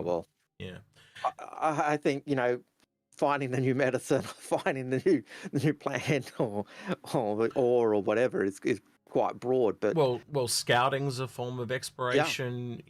Going and finding minerals or salvage wrecks is a form of exploration. It's not just finding the jump point and finding a new system. It is so many of the systems we've got haven't been fully mapped. I think the largest systems only been kind of scanned once by in lore. And that's like real life, isn't it? By a Carrick. Not everyone gets to play the hero. That's just how it is. Most of us in the real world get everything done. Everything we do is done in silence, and yet when we stop doing what we're doing, that's when people notice. When there's a strike, or if a sewerage worker, if the sewer stops working, we don't like to think about it, but when it stops working, we all know about it. Just to give you an idea of what I'm talking about. So again, as players in this game, we are only making up 10% of the universe. So there are going to be NPCs out there doing this stuff as well. And if we don't find something in a timely manner, they'll probably find it. Yeah, and I think that's a good point. Like CIG, if CIG want something found by X date, if we don't find it, the II will. So, and they'll get to name it and all that type of stuff. And quite honestly, they will advertise that something's been, like, you'd have to go, oh, there's some kind of weird anomaly in this system. You should probably go have a look. They'll give hints to it, obviously. Ships have been disappearing in this system. So we'll get stuff like Vanessa Triangle links kind of popping up in the news. So that will tell us, oh, something's happening over here. So go check it out. All right, Algared, I've got another Q&A one that's come up, so I'm going to do this one. So Pox Knuckles asks, could a Crucible cash buy with a Vulture in-game buy be a cheaper alternative to a Reclaimer? I guess the Vulture would fit inside the Crucible. I would assume that the Crucible, I'm making a big assumption here, but it's very similar in size to a Freelancer, so I would agree with that. It potentially could fit inside a Crucible. So I think what he's talking about is it allows him to kind of fly the Crucible out with the Vulture inside it, and then you work together. My first thought, Vulture to pick up all the repair stuff, fill up the Crucible, then do repair, and and that's if you're soloing, I guess, right? But I also look at the Crucible and it's got more crew. So as soon as I go to more crew, I'm like more inclined to go Crucible and Reclaimer, because you've got more people to work with. So you should work with more people. That's where my brain goes. But you tell me if you think different. I think they're looking at it in terms of they can be on that Crucible, and they can haul their salvage ship with them. Yeah. So yeah, and so they only need to carry one, have one ship floating around and just use the vulture in that regard. But yeah, it probably would be because you're buying one ship with in-game cash, so of course it's going to be cheaper. Yeah. So Algared, you know what I'm going to open because you can obviously see it on my screen. But this is the thing I think he needs to think about personally. Give me a minute. I got to get this onto the right screen. Nope, not going to let me do that. You pain in the butt. This one to this one to this one. There we go. All right. So if I open this image to answer your question, PQ Knuckles, I've got to get on the right screen now. This is the old Orion, right? The Orion is now basically doubled in size, and that tiny little ship there is a prospector. And we are so used to looking at JPEGs that fill the screen with the said ship. If you go take a vulture and put it next to a reclaimer, and we know there are five people at minimum in a reclaimer? So 5 vultures versus 1 reclaimer. I start to do the math, and I still don't think I still think the reclaimer will be leagues in front of it. Do I think there is a place for the vulture? Absolutely. Going down to planets and getting wrecks and stuff like that, the reclaimer's not going to do that easily. Can a vulture assist a reclaimer? Absolutely. But you got to think about how manual and like in the PE right now, you can already start to see, like, every time you fill up a box, you've got to go out the back and eject it out, pick it up, move it, go back in. Once you add blast chargings into that, you've got to get out, grab the blast charge, go over, place the blast charge, detonate, come back, get back in the vehicle, do it all again. It's very hands-on, right? With a reclaimer, on the other hand, you've got tractor beams. You've got the claw that holds onto the vehicle. You've got laser cutters that cuts it all up. It picks up all the speed. There's not as much reason to get out of the ship said going into the ship to pull out the components, but one set of the team can be going in to get the components while the other team is stripping it. You know what I mean? So for me, I think the reclaimers just are much more. I think the word I would use, Algared, and I don't know if you agree with me on this, is efficient than the vulture. Even if you had, because if you had 5 vultures, every one of those people have got to get out of the vehicle to do what they need to do, as opposed to 1 or 2 going into the said ship. Yeah. I think you could do 5 vultures, and you could have one person doing, okay, if we need to place charges, you're getting out and placing the charges. But yeah, I think you're right that there is that element of efficiency of purpose, I suppose. You're all in the same ship. You can all have designated roles in the ship. Whereas if in your separate ships, it makes it a bit harder. And I think probably the biggest thing you'd find is 5 vultures are not going to have the same cargo capacity as the reclaimer. And that's probably the biggest thing, which means those 5 people in the reclaimer are going to be out there a lot longer, gathering a lot more loot and salvage than you will in those 5 individual little ships. But in terms of using your vulture just to keep your crucible stocked up with refuel stuff, repair capability, so you can actually do that job. Yeah, if you're doing repair rather than salvage as your key aspect, then yes. So we've got option, got 180 cargo in a reclaimer. Just a quick Google thing. Yep. And if I take 5 vultures times 12, you get 60. So there's another. No, just alone, the potential look at what they're expecting you to get based on volume, right? So you can already see there's a disconnect in the scale, and that's why we recommend all these bigger ships. Essentially, what you're looking at here, PQ Knuckle, is why we recommend bigger ones. And people think we're insane, and we're not insane. We've just sat here and done the math. That's all it is. We've done the math, and it just doesn't add up. Like you're looking at vultures. I reckon it's going to be at 160. Me and Algared argue over 155 to 160, right? So we'll just call it that, right? But you call it. You do the math on that at $400. That's once you go over 4 vultures, you're done. So it doesn't even work up in a scale in monetary terms either, right? And we've obviously got medium salvage vessel coming as well. That might be the sweet spot. It might have advantages over the reclaimer and Vulture in different respects. Like I'm assuming Algared, it's small enough to go down planet easier, but you know, maybe it, you know, we don't know yet, do we? Yeah. In that regard, you know. But I think in terms, like, everything you've said is 100% right. If you're looking at just the Vulture versus a Reclaimer, hands down. Yeah. If you're looking at it and pairing it with the Crucible and looking at the Vultures just to keep the Crucible stocked up with stuff, and you're being a repair guy, and you just want to, you know, you're carrying your refuel ship around with you, you know, the ship is going to gather up those things, then the Vulture is a good option. But if you're looking for the best salvage ship,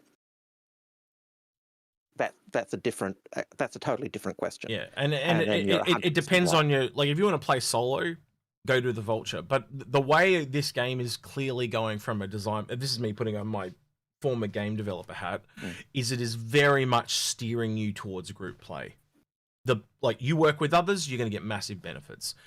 Real quickly, just in for you and me, Algared, it's on the right over there. Northrend Troop asks in Twitch chat, he says, don't forget the drone operators in the Reclaimer. So that's another thing that you might not even need to leave the Reclaimer. Sorry. Don't forget the drones in the Crucible. Yeah, that too. You know what I mean? So that they give advantages as well. And we don't know what a lot of the medium ships are going to be like, but you've got to assume it's the same thing. They may scale better than a Prospector, but I still don't think they'll scale.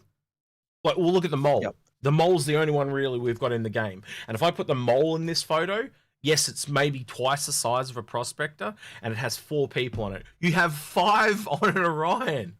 At minimum, one extra person, and the ship is 100 times the size. You know, like. I think the reverse is in terms of what Knuckles' question is. If you're a salvage person and you want to have a small repair ship, could you have, you know, the Reclaimer paired with a purchased in-game Vulcan, just to make sure you've got the repair aspect of your. Yeah, that's a better analogy, because you are really going to be working at the same scale, aren't you? Because if you've got a small Vulture, you'll be breaking apart small ships. If you've got a small Vulcan, you'll be repairing small ships. They kind of go at the scale. You're not going to go, well, I've got a Reclaimer, so I'm going to run out there with a Vulcan, because the Vulcan will just take way too long to repair a really big, massive ship. Right? It's just how it goes. But the key is I kind of think you're missing his point a little, and I'm not saying you're wrong. And you're frozen. You'll be back in a sec. We really have to get Algared better internet. Give him a minute. Yep, just wait until I unfreeze. You're back. You're back. You're back. Go ahead. Yep. But I think the key that he's asking is he wants to be focused on repair, and he's looking for a small ship that enables him to keep the components that he uses for repair stocked up. And in that sense, going to Reclaimer doesn't necessarily meet that requirement. Well, as soon as you go into a Crucible, he's looking at multiple people, right? Yep. So I still go back to the multiple people thing, and I'm like, well, just take the Vulcan. And so the Vulcan's got kind of 2 people in it, and you've got 1 in the Vulture. That's what I would do. Yep. Yeah, and that would be probably a better aspect in that regard. And I understand where he was coming from in being able to, you know, carry your repair ship with your salvage ship with you, so you can keep it stocked up. But I also think there's an element where if you were doing the salvage and you wanted a ship to be able to repair you, or repair, you know, keep your mining head repaired, then the question is, would having a Vulcan be a better option than a Crucible? And it depends on the players. It depends on, you know, if you've got a small group of people, then that's going to limit your choices. If you've got, and because of all these guesswork type of things that we say, this is why we just always end up saying get the bigger one, because there's too many unknowns, and you can always take the bigger one and earn down. So there's your 2 answers. Either go say something like a Vulcan and a Vulture, if you know you only want to have that small little play, but to be safe, and if you've got the money, just get a Crucible and a Reclaimer. And if you decide you change your mind later, you can work your way easily back down to the 2 ships that don't even exist. So you've got the medium salvage and the medium repair. They're not there yet. You can get one of those, or you can go down even further and get the vulture. That's why we always do this, because it's the only way to cover your bases at the moment, because of logic, and scale, and you know, we had the example I always give is John, right? We had John Citizen come into the game. He loves his prospector to death, and it took us 2 months to kind of explain what we've all kind of just gone through again here. But even he gets it now. If you have an Orion, you essentially already own a prospector and a mole and whatever the landmine is going to be, because you can very quickly take that, and at the money rates that we've looked at, right? And we've got a couple examples of that we can go over, but I'm not going to go into that now because it's too lengthy. But you earn money at such a higher rate in a larger ship, right? That you could literally go out and do one mission in the Orion and be able to buy a prospector. So on the day the game comes out, yes, you would struggle to control the ship on your own, but you can do it, right? You get that one mission done with struggle, and then you've got a prospector. And then you go out and do your prospecting stuff. And that saves you having to buy a prospector that doesn't work at scale with the price of an Orion. It's pretty simple analogy, and again, people look at it less, we're crazy, but we have really thought this through, and it's not just gone through our brains. You know, it's gone through all the people that we sit there and speculate with. So, I don't know. But I do think that Knuckles is on the ball there. He's got okay. I buy my Crucible with cash. He's thought about it, and I get my Vulcan with in-game cash. So yep. I'm earning my Vulcan with my Crucible. There's another way to look at it. Take your Crucible and use your Crucible to earn the Vulcan and earn the Vulture. There you go. There's another way you can do it. You can also earn sideways. It'll take you a little longer, but you could take the Crucible and earn sideways into a Reclaimer. Yep. I hope that answers your question, PQ Knuckles. So there's lots of options you could take in terms of that. But what you're suggesting there, it makes sense. Yeah. But there are other options that worth considering and looking at. Yeah. Next question is from North End Trooper. He said, "What was the best news of 20? What was the surprised you?" And I'm assuming you're talking about Star Citizen. You broke up in general. You broke up a bit there. Can you say that again, please? Yep. What was the best news of 2022? What was the worst? And what surprised you? And I assume you're talking Star Citizen and not the world in general. Yeah, I'm pregnant. That was a surprise. No. Sorry. Oh, well, congratulations. Yeah, I just feel that way. I'm that damn fat. But anyway. I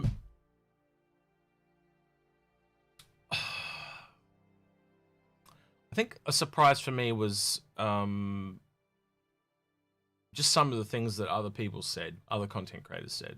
I'll leave it at that. Like the you know, I don't want to throw people under the bus, but like just that it was a slow year, but it was always going to be a slow year because of we're coming off the end of the pandemic. You and I have been through. This is like a fourth lull period. Yeah. You know, and we're still going to and now we're coming up to that same period again that caused some of the drama early last year or early this year. We're about to walk into that same period again where nothing is really going to happen to Invictus again now. But I think part of it is that this year has been more a back end year. So we tend to get a year where we get upfront in-game stuff, and then a year where we get back end stuff. And this year was a back end year. Agreed. They were focused on the back end. Yeah, if they got the back end, we were going to get Pyro. But it's the back end stuff that's the key. And they did get some of that back end stuff in, which increased the player count. Yep. So that was pretty huge. I think you're just describing games in general there, Algared. There is just so much that runs in the back of a game that we never see. You know, the art is what we all see, what we all play with. So, you know, it's very visual, but behind that is literally millions of lines of code, you know, that we'll never ever see and never ever understand because it's in gobbledygook to most people. It doesn't, you know, come out as plain English, but it is essential, you know, and it's what makes the game. Other than that, it's just pretty pictures and pretty art, you know. Yeah, and I think that's probably the key. Like even with pretty pictures and pretty art, we've seen lighting get continually reworked and heightened. We've seen the ground terrain get tightened and reworked and made more maneuverable. So we've constantly seen iterations on that art being upgraded.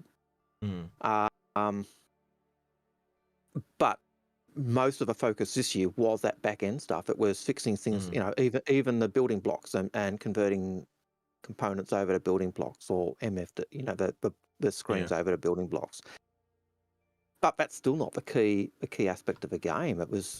It has been this year, Gen 12 and PES and all of those aspects coming in. And with what we're seeing in the PTU at the moment with a salvage component, we're actually seeing the first elements of that cargo refactor, where you've actually got, you're salvaging your cargo and you're putting on your cargo grids, and that's a key improvement. Yeah. But it's not stuff we're generally seeing or having all the time. So yeah, no, yeah. And the other one was, what was the worst? Yeah. Yep. I was expecting a lot more from the cargo refactor. I'll just put it that way. I was hoping for at least 3 different sizes of crates, and just to get one size up, it just, like, are we going to get another size every patch now for the next year or something? Like, that's just a bit weird to me. Because if they brought the large ones in, they could have activated the raft. They could have, you get where I'm going with this, but yeah. But I think that is kind of tied in with cargo refactor. I think the raft was originally a cargo refactory type ship. And there are follow-ons from that too that I've only just thought about. You've also got, like, you need ways to move the bigger ones, so it also means they have to bring the bigger tractor beam into the game. They have to start bringing trolleys into the game. So that is cargo factor 2.0. So hopefully by the end of next year, more of that stuff is online. And we do have trolleys in game already, and we do have, the tractor beams in game. So we are seeing them, but you're right. There is that. Oh, we got this much, but not where we want. And it's just part of game development. You make your plans. You say, this is where we want to go. This is where we think we can get. And then you go, oh crap, something's broken. We can't work out what it is. We've got to go back and rework. And it takes time. And it's just, it sucks to be watching and waiting. And I imagine it sucks to be programming it.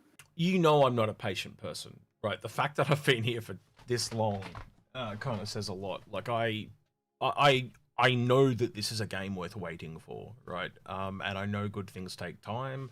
I know that they are having issues, but every development game developer has issues. You've got to deal with things like staff turnover, training staff, all that type of thing, and we don't hear about that. And it's a lot of it is a little bit like what you were talking about with the back end stuff. It's out of sight, out of mind, so we just don't hear about it. But anyone that works in any biggish company can take the analogy of where they work, and they see someone get fired or moved on, promoted up, demoted, all that type of stuff, and roll that into the game development, and you can start to see how it's going to affect it. And if you don't work in something like that, I'm sure somebody that does, and it will humble how you think of it quite a bit. Yep, and I think you could even just look at Star Citizen itself. Like, look at Star Citizen in terms of the number of jobs they've got their advertising. That says a lot too. They haven't really stopped advertising. No. How much, and a lot of things we complain about, like, why don't they update the website? Well, 9 times out of 10, that's the reason. Because they just don't have the staff to do so. Yep. And they have to prioritize. Are we making a game, or are we fixing the website? Yep. And, and that's the same with the community team. Yep. They want more community team. Why have a community team struggling at times? Because there's not enough of them. And I can check this back to other people as well, like people that complain about PvP. Why don't they balance PvP? Because they're making the game. They can't. If they stop to rebalance PvP every time they add a new ship in, that just, instead of this taking 10 years or however long it's going to take, it'll take twice as long. Well, not twice as long, but it adds time.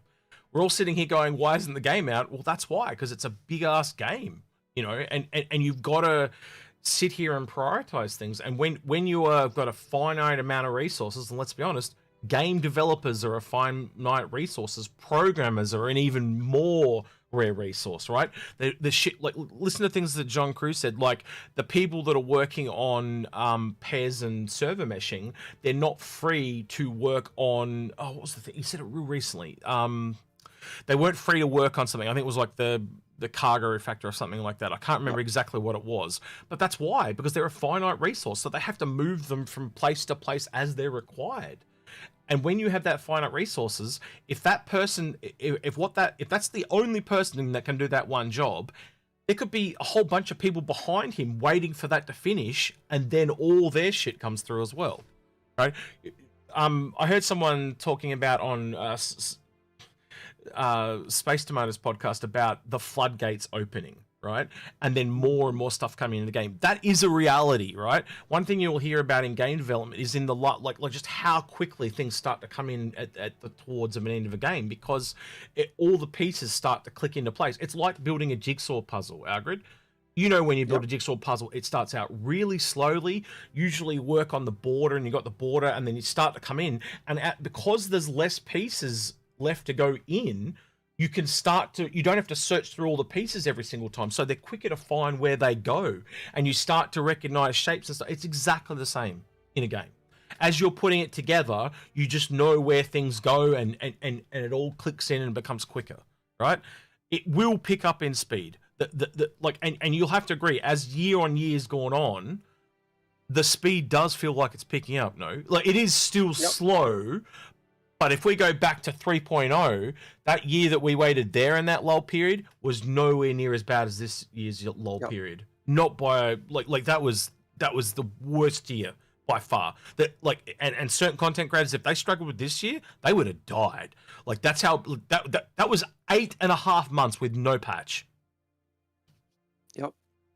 So if you look at the professions that are available or jobs available in CIG at the moment, there are 16 positions in LA, 12 in Austin, 34 in Frankfurt, 77 in Manchester.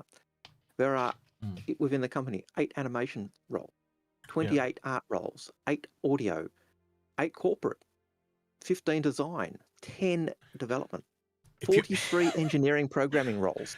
If you're into this game and you're a younger person, go learn game development. Get in there. I'm not kidding. Especially if you're over in Manchester or Frankfurt, man. Go for it. You know, like you show a passion for this game, a knowledge and wanting to learn. Do it. If I lived over there, I'd probably apply for a job. I probably would, right? But at the end of the day, I live on the other side of the world, and people ask me, like, I remember someone said when we talked about community managers a while ago, someone's like this couple of years going back, like, would I take a job there? I probably would if there was enough people that wanted me to go there. But you think of the cost to move there and all my shit and all that, like it's astronomical. It's literally halfway around the world, the other side of the planet. I would go, but I would need massive motivation, absolutely huge motivation. And I just don't have that motivation personally at the moment. I'd rather, it's more casual doing it this way. It becomes so much more serious when you're actually working there. And there are people, you know, like Disco and Jake and Tyler, that you can tell that it is serious for them. So and they were just like us. I can remember Disco back in the day with his doing his YouTube streaming and all the rest of it, and just an ordinary backer. I know Jake was the same. Well, he was an ordinary. The other part of it would be is if I left, Inforunners would probably be no more. You know, that's another part. Yeah, because you do a lot of the back end stuff, and I know Paul once was saying, you know, he could have been pulled in as a worker, but he'd have had to stop doing what he was doing, and to him he went, nah. Yeah, so you guys tell us that. Is it worth us getting a job at CIG and then all of a sudden all this disappears? Do we play a pivotal role in your information gathering, so to speak? You know, and I think I'm going to be honest, Algared, I think we're more valuable here than we are there. That's my personal belief, but yeah, let's know in chat. I probably am, because I'm not a programmer. But you're also a teacher in real life. Like I don't have a job in real life, right? So this is my job. That's probably why I do more the back end stuff. And I also live in a more remote parts of the world. Like I'm literally in the arse end of Australia. The next stop after me is Antarctica, right? There's just not jobs here in my profession. You know, I trained and lived on the mainland Australia, and they just don't have those jobs down here. They just don't. So, but to make that sure, if you are someone in any of those locations who has a passion for Star Citizen and fills any of those roles, and you're looking for a job, apply. Yeah. Because we've known several people, haven't we, Algared, over the years that have actually got picked up. I remember a lighting guy got picked up. There's a few people. So if you have any form of passion, you got to realize, like, people are like, oh, it's too much work. But say it takes you 2 years from today to get to the level you need to get to. This game's still going to be around. As I said, they're going to keep making it. They're not going to stop.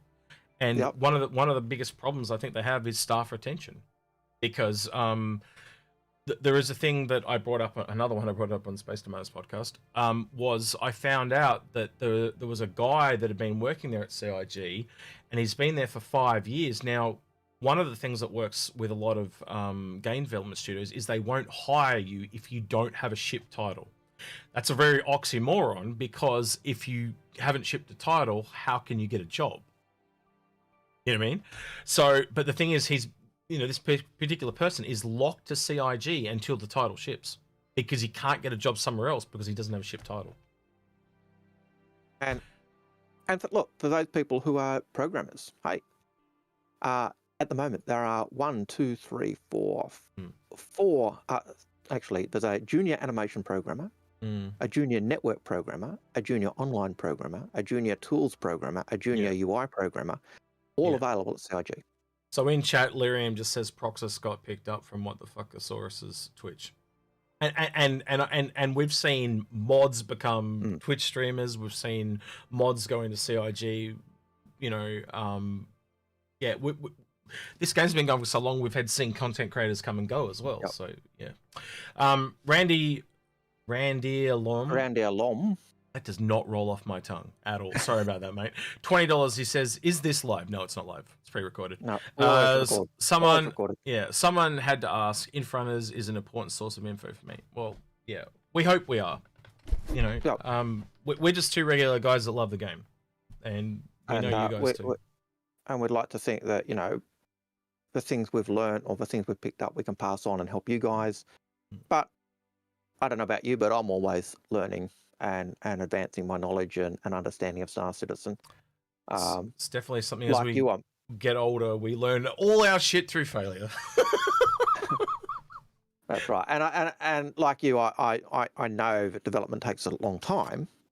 Not to the same depth that you understand it.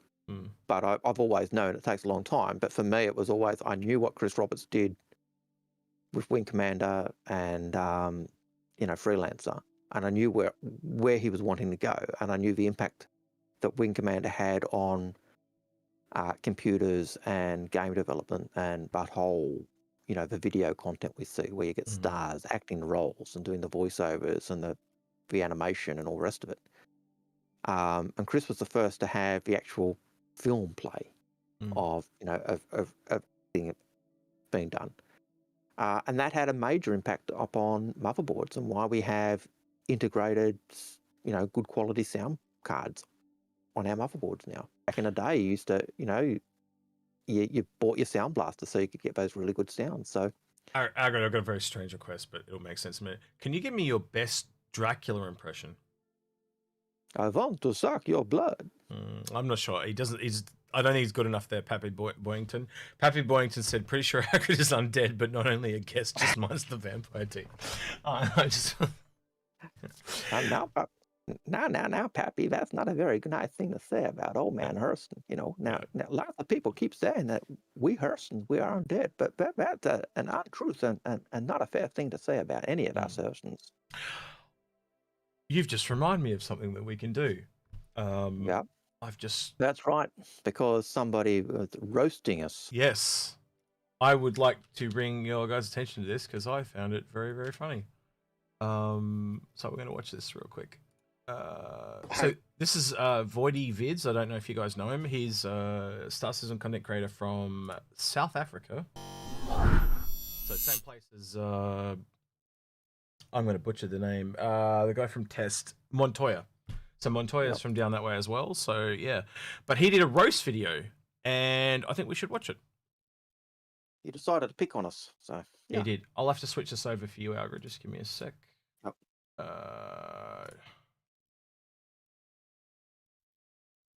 All right, here we go. This is good. You guys will have a good laugh.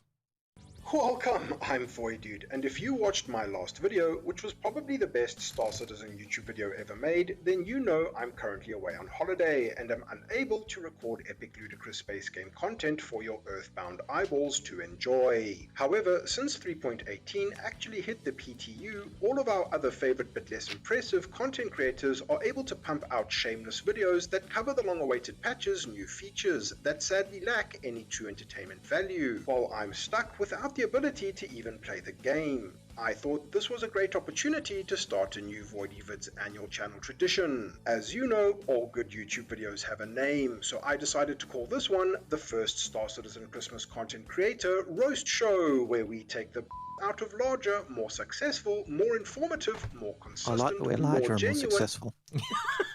Doesn't feel that way, but okay. And overall, better creators out there. Since it's 2022, here's a disclaimer for those of you without a personality or a sense of humor, or who are easily offended on behalf of someone else. I love every Star Citizen content creator out there, big and small. My channel is a joke that is not to be taken seriously. All of the individuals mentioned in this video bring their own unique perspective and value to the Star Citizen community in one way or another, and I wish you success and fulfillment in your pursuits of covering our ludicrous space game into the new year.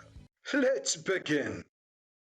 This red interstellar fruit is a jewel among the Star Citizen community. In a move that would make companies like EA blush with envy, he has actually managed to monetize the act of documenting a game's perpetually never-ending development cycle. As an optimist who actually believes Star Citizen and Squadron 42 will get some kind of version 1.0 someday, I hope that Space Tomato has an exit strategy for when there is no more active development to cover, because I would hate to see this scarlet galactic salad ingredient find himself unable to pivot and lose his only source of income. This crimson love apple of the dark void puts so much production quality into his YouTube videos that the executives at Amazon Prime are actively looking to hire him to produce a sequel to the Rings of Power series. That's technically already been done, however, so who knows. When it comes to naming his ships, Space Tomato would probably reference other various edible homegrown produce and think it's jolly hilarious that his Carrack is named Carrot.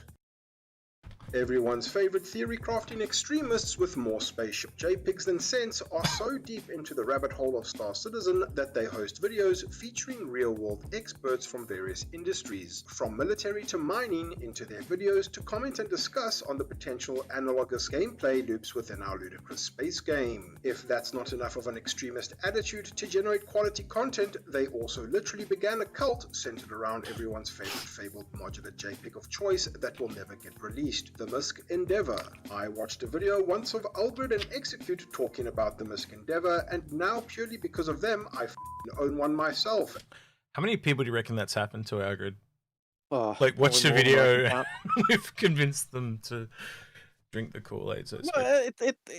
You know, what can you say about a ship that is so huge that we've seen that's still at its original price, and we've seen other ships that were similarly priced have blown up and now are 3-4 times that price. So yeah, we keep relating it back to the Banner Match Man, don't we? Because it's probably the last ship that's got the potential to do that. But yeah. All right.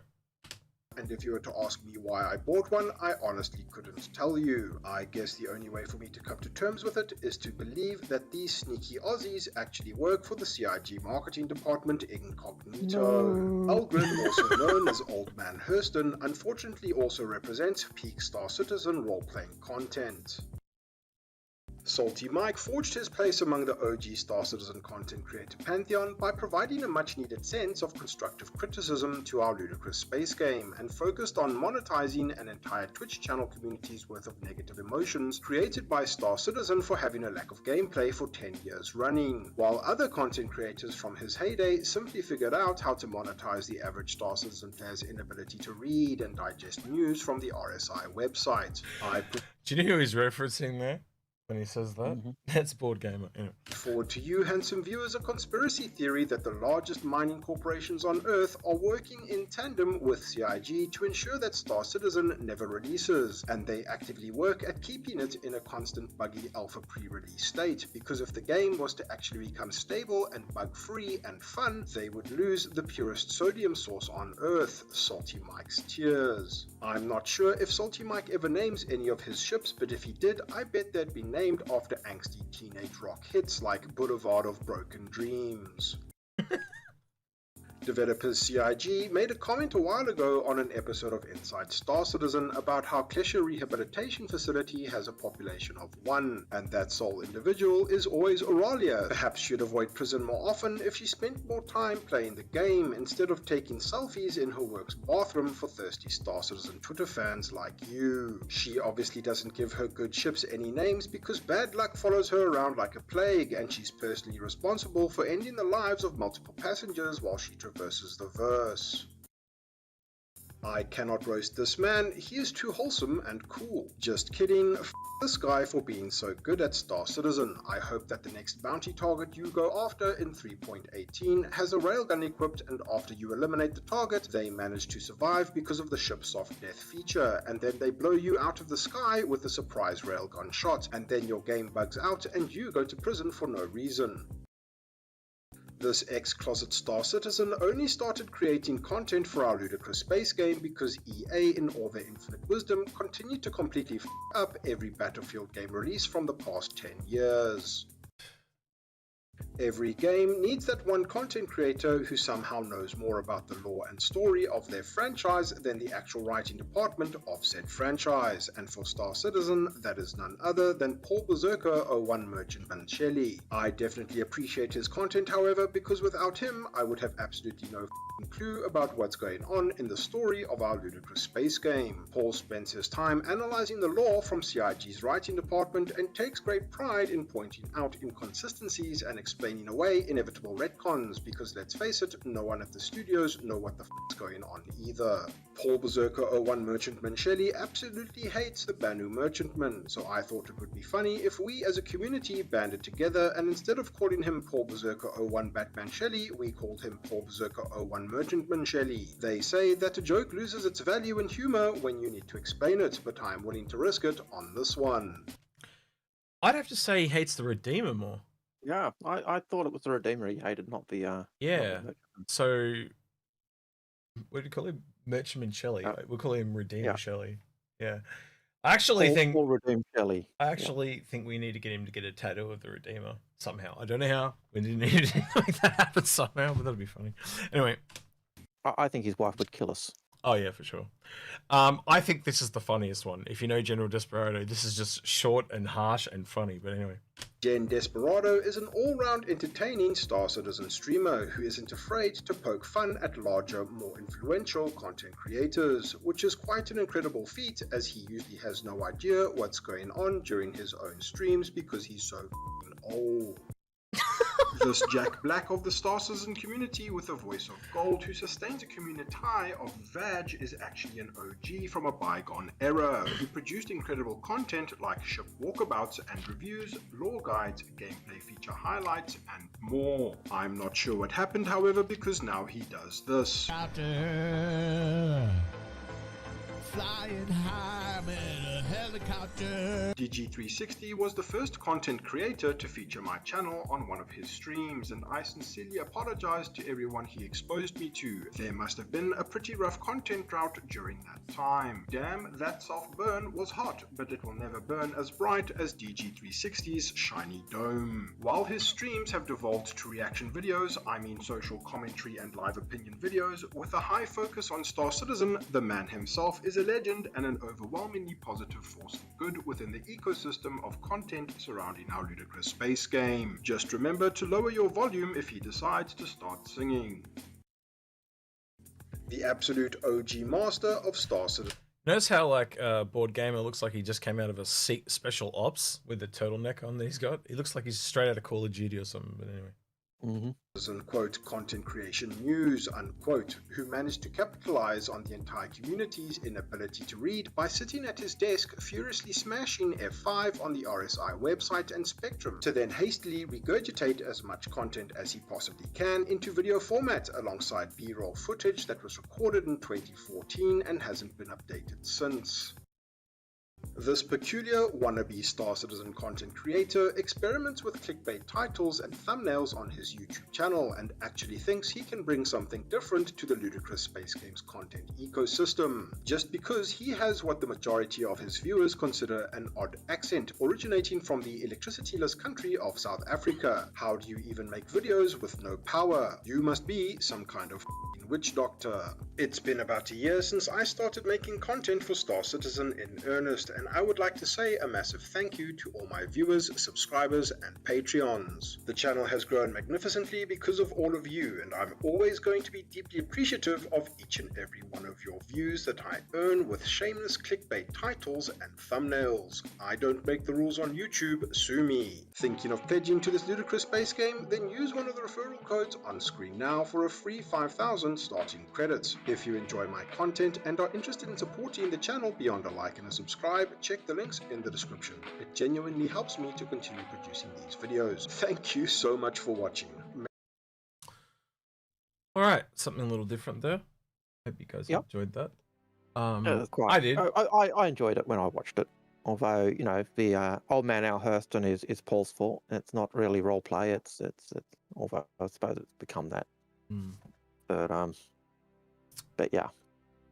Anyway, we'll have to ask Paul about the banner management, because I always thought it was the Redeemer, but yeah, we'll have to find out. I certainly know he hates the Redeemer. I didn't know I'm not sure we'll have to ask him what his thoughts are on the BMM, but yeah. Next question, Chasing Calm Chase Gaming. The Calm Gaming says, do you think that the intro of a vulture piracy will be bigger concern than mining? Salvage areas have been filled with many pirates as vultures. Alright, so I think the smarter thing is to have the vulture running with the pirates, personally. Yeah. I think that's why the vulture is a thing there, because if you're chasing down a smaller ship, they don't want to pay the ransom. It's double the money. You know, you can take the cargo, and strip the ship, blast the ship up, take it. You know, because generally, if these people are in a remote location, you've got time to take that, and obviously, yeah. It's one of those ships that actually, like, I think the vulture really ties in with Drake's in-law type of story. So yes, they sell ships to anyone and everyone, including pirates. Yeah. Why are they so heavily linked to pirates? Because they're a salvage company. They will take salvage. They don't ask questions. They'll salvage stuff. They'll mash up anything that they can't get rid of to get rid of the evidence, because hey, it's good credit for them. You brought these goods to me. Okay, fine. Oh, they're hot. Well, you know. So they're not. I wouldn't say they're perfectly law abiding, but they're like any company in for a pound in for what they can get. But they're Yeah. Oh, there's always a legitimate thing to everything they do, though, isn't it? So you can legitimately salvage, but you know, pirate adjacent is, you know. Yep. But they're not a pirate org per se, or pirate company per se. But you know, they do have that. But that salvage aspect really ties in with the idea of piracy and what pirates are doing. So it doesn't hurt their bottom line to lean into piracy, so they do. No, that's right. Just like it doesn't hurt any company's bottom line to lean into, I suppose, smuggling. I'm sure the Hurstons are into that type of stuff as well. True. But Rev13 says, is there any particular solar system you see yourself settling in? Ooh. Not yet. I think I'm going to be one of those people, like, once they're in game, you know, as we go through, it's a little bit similar to if you look at like how we've got, you know, Hurston and Microtech and ArtCorp and stuff like that, and as they've come online, you kind of, you know, people are drifting and moving to what they feel is more their aesthetic. I think it'll be the same thing in systems. As the systems roll out, people will go, oh yeah, I prefer this one over that one. This has got some advantages, this has got some disadvantages. You know, what gameplay are you going to do? I think people will be drawn like that. Algared, my thing is coming back to bite me, so I have to have a break. Yep. So apologies for this, guys, but yeah, you can. He just needs to. I need to rest my eyes. So apologies. So, he's just trying to look cool. That's no, all. I'm trying to rest my eyes. It's starting to sting. So I'm sitting here under streamlights, and they're just getting too much. So you can probably now tell I had something done to my eyes, right? So, but yeah, I did have something done to my eyes, and it's much better now. He's still in the recovery mode, and they're starting it tight. Yeah. So yeah, he's not being a rude bastard. He's just I got it done a week ago, so they're still resting. Yeah. All right. For me, for Rev's question, no particular system, but I do want to be in a system where there's at least a civilization or a community that is struggling, and I'd like to be able to work towards raising that system up so it's all that community up. So I honestly thought you were going to say the opposite. Go, and that's why I want to live at Hurston, so I can just push people down, keep them down, rule them under my thumb. That's what I thought you were going to say. The way. Well, you know, Hurston does hold a nice place for me because it does to me resemble Australia, the outback of Australia. So it does actually. You mention it. You know, so I do like that idea, and I do like the idea of reclaiming the polluted planet of Hurston once the Hurstons have absolutely trashed it completely. And you know, so that I suppose that world building aspect, but building a community, and I always liked what Chris talked about as one of the things he wanted to see is when a community wasn't thriving, you'd see the graffiti, and you'd see empty shops and broken windows, and the further it went down the roll, you'd see that broken aspects of community. And when a community was thriving and profiting and happy and well, you'd see the pollution would be cleaned up, the rubbish would be cleaned up, the shops windows would be fixed, the shops would be filled, there'd be you know, so you look at Stanton, you've got Microtech and Orison, which are thriving and well and good, and they're all clean and spotless and nice.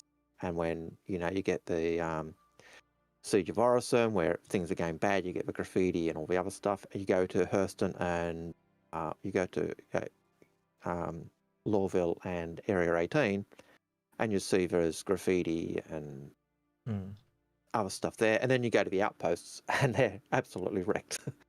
And so you've got that progression of places that are thriving or struggling and or happy or oppressed, and to change a community that's struggling to one that's thriving would be a personal thing I'd like to do. So whether it's helping rebuild Sol or Vega or Orion or Branna, any of those systems would be a place I could go. All right, I got a question here that I can put up on the screen. So this is from Dan Little again. He says, do you think that we'll see a rework for the Freelancer beyond updating the ship systems, like changing the floor plan? If so, how do you think it will change? I think it kind of needs the crew count lowered. I don't know if you agree with that, Algared, but it just seems very condensed.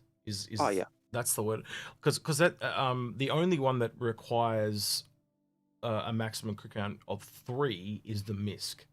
So you could essentially make the whole front for 2 people, and that little back, you know, there's the little airlock section that had the docking collar on the top. Yep. You just put a bed in that section there on that variant. Every other variant, you can just leave it as cargo.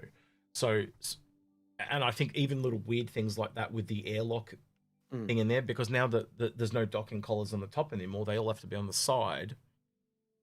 It shows straight away that ship needs a rework, because what are you going to do with the docking collar? Yeah, it tells us that the Connie's going to get that as well because of the I think it's still got the top airlocks or things. No, that's They've got been removed. no, that's got one I on the think they've side. been removed, haven't they? No, it's got one on the side. Yeah, That they one's used to that- have one on the top as well, but I think they got rid of that. So I'm not sure about that, but I do know it's got one on the side, so that's fine. But the Caterpillar's got a top one. yeah, the Starfarer's got one. Reclaimer's got one. There are quite a few that have got them. So any ships that have that, you know, they're going to get at least a little bit of a rework. And when we talk about rework, they're basically going along making all the ships, and then what they're going to go back is just before the release is bring them all up to the gold pass. Right, so that's what they're doing. They're doing majority, and that's why I see little improvements, because as they're improving, they're learning things, and so when they go back and they do this huge sweeping pass across all of them, they will all come up to the same standard. You know, because they'll go, right, this is everything we've learned. Let's now apply it.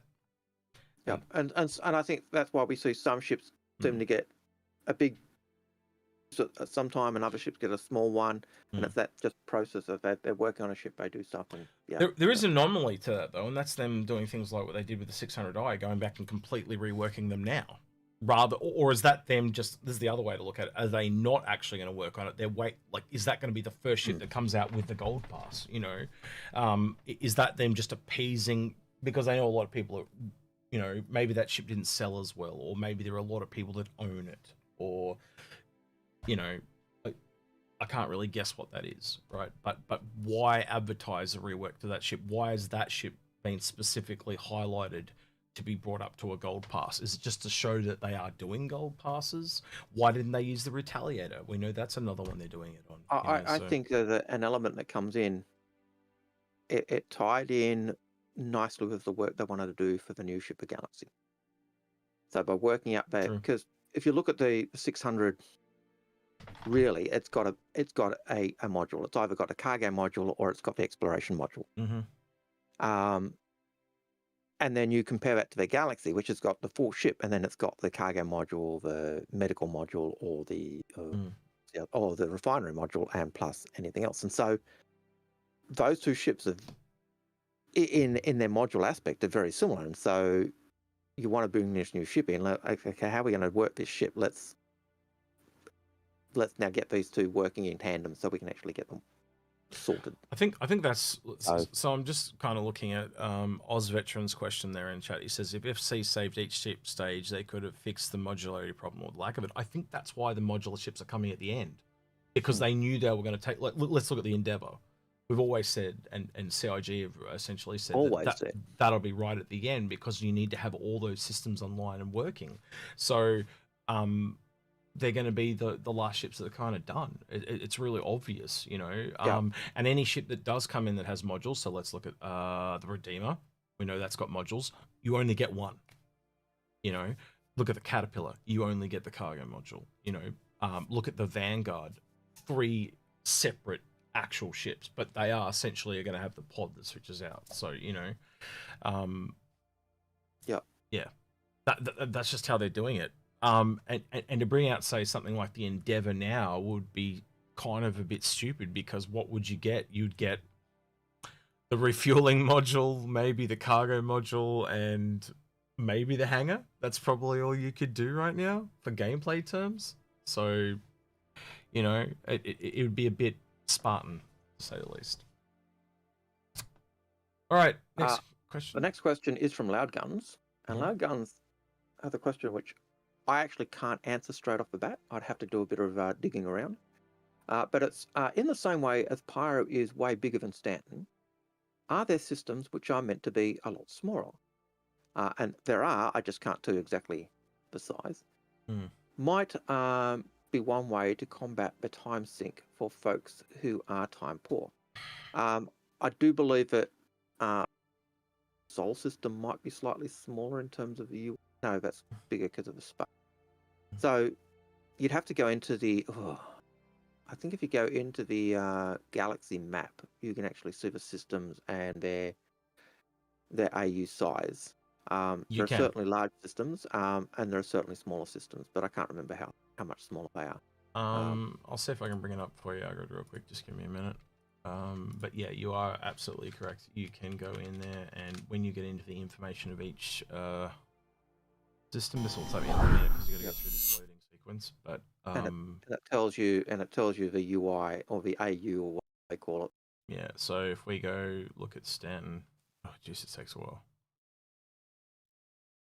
and then you have to click all these knowledge things. So if we type in where is it, Stanton?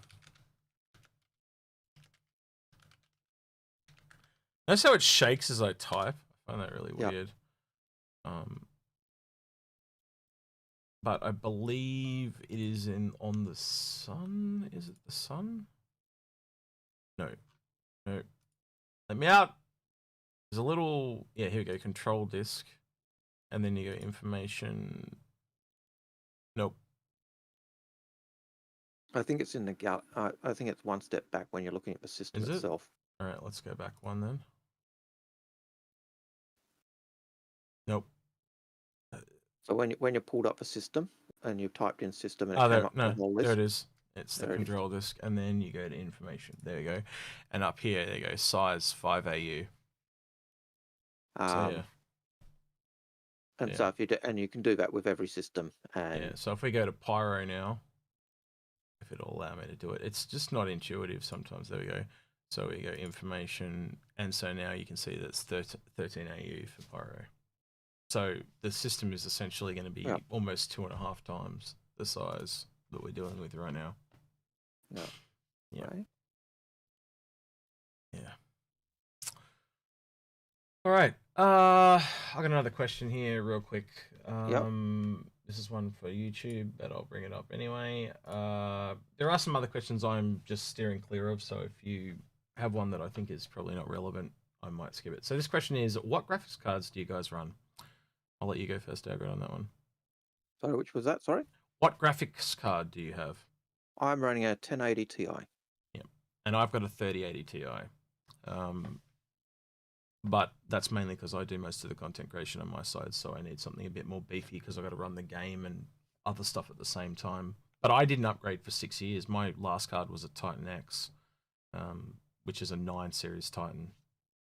So, yeah. Okay, so I've just pulled up a wiki page. So it's a Star Citizen wiki, and it's looking at the list of planetary systems and their sizes. The largest size looks like it's in the Xeon Empire. It's got 5 planets, 1 star, and it's 199. And then the smallest one is I can Chronos system, which is a star size of a system size of 1, or the I can already dismiss system with 0. So I can already dismiss what you said there about 1, because I know the largest one is TAM. Oh, what's it called? Starts with T. It's the wormhole system. I even know where it is. I can just go over here and find it. It's down here somewhere. Where is it? TAMSA. So this one here is the biggest one that I've found. There you go, and it's 304 AU. Yep. And that's. I wasn't saying that was the biggest. I was just saying it. Oh, sorry. I thought you said the biggest one was in the Zion system. Sorry, my bad. No, sorry. But a big one was the Zion system at 199. Tansa is listed as 304. I may have said the biggest, but I was meaning. Yep, that's fine. But the smallest I've seen is a 0, which was it a 0? There's certainly a couple of 1s, a couple we don't know of. This is really Hill system in the Xeon Empire has a sun, no stars, and is 0. Wow. What was the there was one, like, because this is going back to that video we did called Stanton is puny or tiny weeny. Yeah. It starts with K. It's a system that the military uses, so you should know. This is a law thing. What's it called? It starts with K. Killian? Killian. That's it. Killian. How do I spell it? K-I-L-L? And then search. Yep. K-I-L-L. It's 194. Yeah. So that's the biggest that is occupied, I guess is the way I would call that. That has 14 planets. Yeah. So I think it's probably one of the biggest planetary systems in terms of. But even then, it's over 100 AU smaller than the TAMSA, which is just blows my mind. So but we've got 15, 30, 16, 11, 1, 1, 3. Branner system, which is an independent system where the the Tavaran have a settlement. Mm. That's appeared in a couple of lore stories as well. That's listed as 3. So for our smaller, Branna is listed as 1, and size of 1. So it's 1 AU. It's got 3 planets, very small, unclaimed system. So for our systems out there, Chronos system, UAE, 3 planets, 1 UAE, or 1 AU size. So for our smaller systems, another question here from Matthew. Do you think the Polaris is coming out next year, considering it's on the roadmap? Well, if you look at how long it took them to do the Ban and Merchantman, Matthew, I would say the Polaris is up there in size and scope. It's probably a little easier to do because of all the RSI ships they've already done, but that's one of the reasons we've talked about it. We reckon they're going to probably do 5 RSI ships next year. Do I think they'll be ready by the end of next year? Could have things changed? Could they have more people on them? They did a lot of Drake ships this year. Well, was it a test bed, Algared, to spool it up to do more? Yep. Who knows? If you look at their, let's see, design, the graphic artists or the artists? We'll go artists. I think the way I'd answer this, Matthew, is if they give us any updates that they're working on a couple of RSI ships, I think it would be possible. Looking at what they showed us in the grey boxes, so to speak, of the Polaris, it's definitely been worked on. Like they've got internals working. It's planned out. It's just how far along is it, and how many people they got working on it. Because as I said, if they're intending to do 5 RSI ships next year, and rather than just having 5 people working on it for a year, if they pick a number, of people at it, if they're just making RSI content, can they do the test bed and see how quickly they can get these ships out? It is totally possible that it could be coming. I will answer it that way. Could it not? Absolutely as well, right? We don't know what their internal plans are. Up until this point, when we've looked at things like the Ban and Merchantman, we know they only had about 5 people working on it. But now, with RSI and what happened with the Drake ships, it shows that they are starting to realize that working with the same style of ships in tandem has massive benefits, which I always struggled with. Why? Again, I reckon it was because they just didn't have as many people actually working on the ships. And now as they're spinning that ship team up, and it does seem to be getting larger, especially with Manchester's new offices coming online, Frankfurt's new offices about to come online, new staff coming in, it makes a lot more sense. I don't know, Algared, you tell me your thoughts. Yeah, well, just there are 28 art positions available at CIG at the moment, including 3D vehicle artists, character concept art, again concept artists, environment artists, ship lead vehicle artists, just ordinary vehicle artists. So there's at least 3 vehicle artist roles up, 1 in Frankfurt, 1 in LA, 1 in Austin, and that's just. So there's at least 5 or 6 vehicle artist roles. So, you want ships to be done very well. If you're a vehicle artist, apply for a job. This has been a community service announcement for Star Citizen recruitment. All right, I got another one here because it's a good one. It relates back to what we were talking before with PQ Knuckles' question. But Laram asks, how do you think 4 or 5 vultures working together with a C2 would fare? With them working together and loading the C2, they'll be able to stay out longer and have more cargo space than a reclaimer. I know what my answer is, but what's yours? It's cost more. Yeah. And I also think because you're individually working and you're not working together in a team, it won't scale as well. And I think for the convenience of 5 people working in, because essentially you're talking 6 people if you've got a C2 as well. My brain, the reclaimer every day of the week, even if it's got less cargo. The other thing that the cargo doesn't account for in the reclaimer is the processing cargo. So that thing for the longest time had the biggest cargo of any ship in the entire game. So to me, the reclaimer on its own is just going to be faster, more efficient. The speed that you'll have with that reclaimer over the 5 vultures will negate the less cargo, because you could probably do 2 jobs in the time it takes them to do 1. And I get where they're coming from in terms of that question, because Mm. you know that most people want to fly their own ship. Yeah. And that's the downside of the multi-ship gameplay, I think, is where so many people want to fly their own ship. Yeah. But You got to talk realism you're though looking a for little bit there, efficiency. don't you? Yeah. If you're looking for the efficiency, then the multi-crew ships should trump the individual ships, just because of the component, the component wear and tear, storage, Mm. all of those aspects that come into gameplay. But it does mean if you've got someone who in their little vulture crashes and crashes to desktop, okay, the ship's still there, you guys aren't, you're not necessarily hampered or waiting for them. You can just keep going and they can catch you up. Mm. Whereas if you're on a single ship and you're waiting for a person, it might take, so there are pros and cons. You can also just switch seats and take over their job while they're disconnected. Yep. We'll see what happens. But without going into the nitty gritty like that, at the end of the day, I think the single reclaimer is the cheaper and better choice. You're talking like you add the price of all those ships up, the reclaimer is far cheaper and would be more efficient, and that's why we recommend all the big ships, because it does work out cheaper. And we're looking, if we're taking it from a fix my fleet aspect, then we're going to say the bigger ship, because it is cheaper for you to acquire in game. And even if you go for a lot of those big ships, you could buy a small LTI token, like you can still get the C8R currently, and then you CCU that up to whatever ship you want to have as a big ship.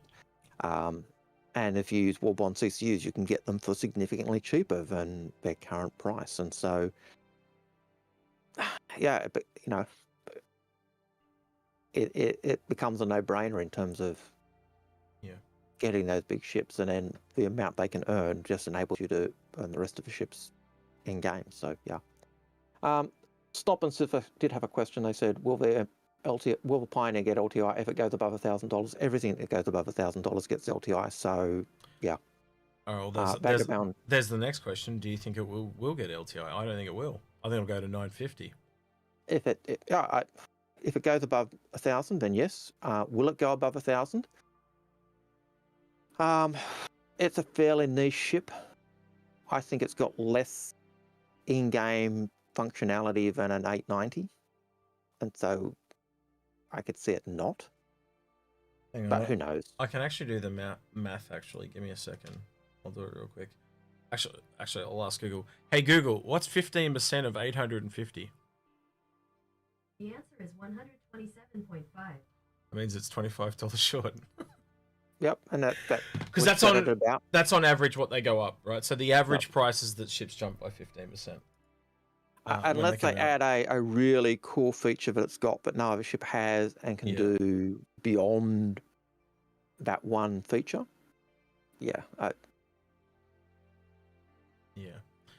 So that's the question. That's $1 million question. Will it go above $1,000? Yeah. My gut says no. Yeah, according to that, it's around about 975.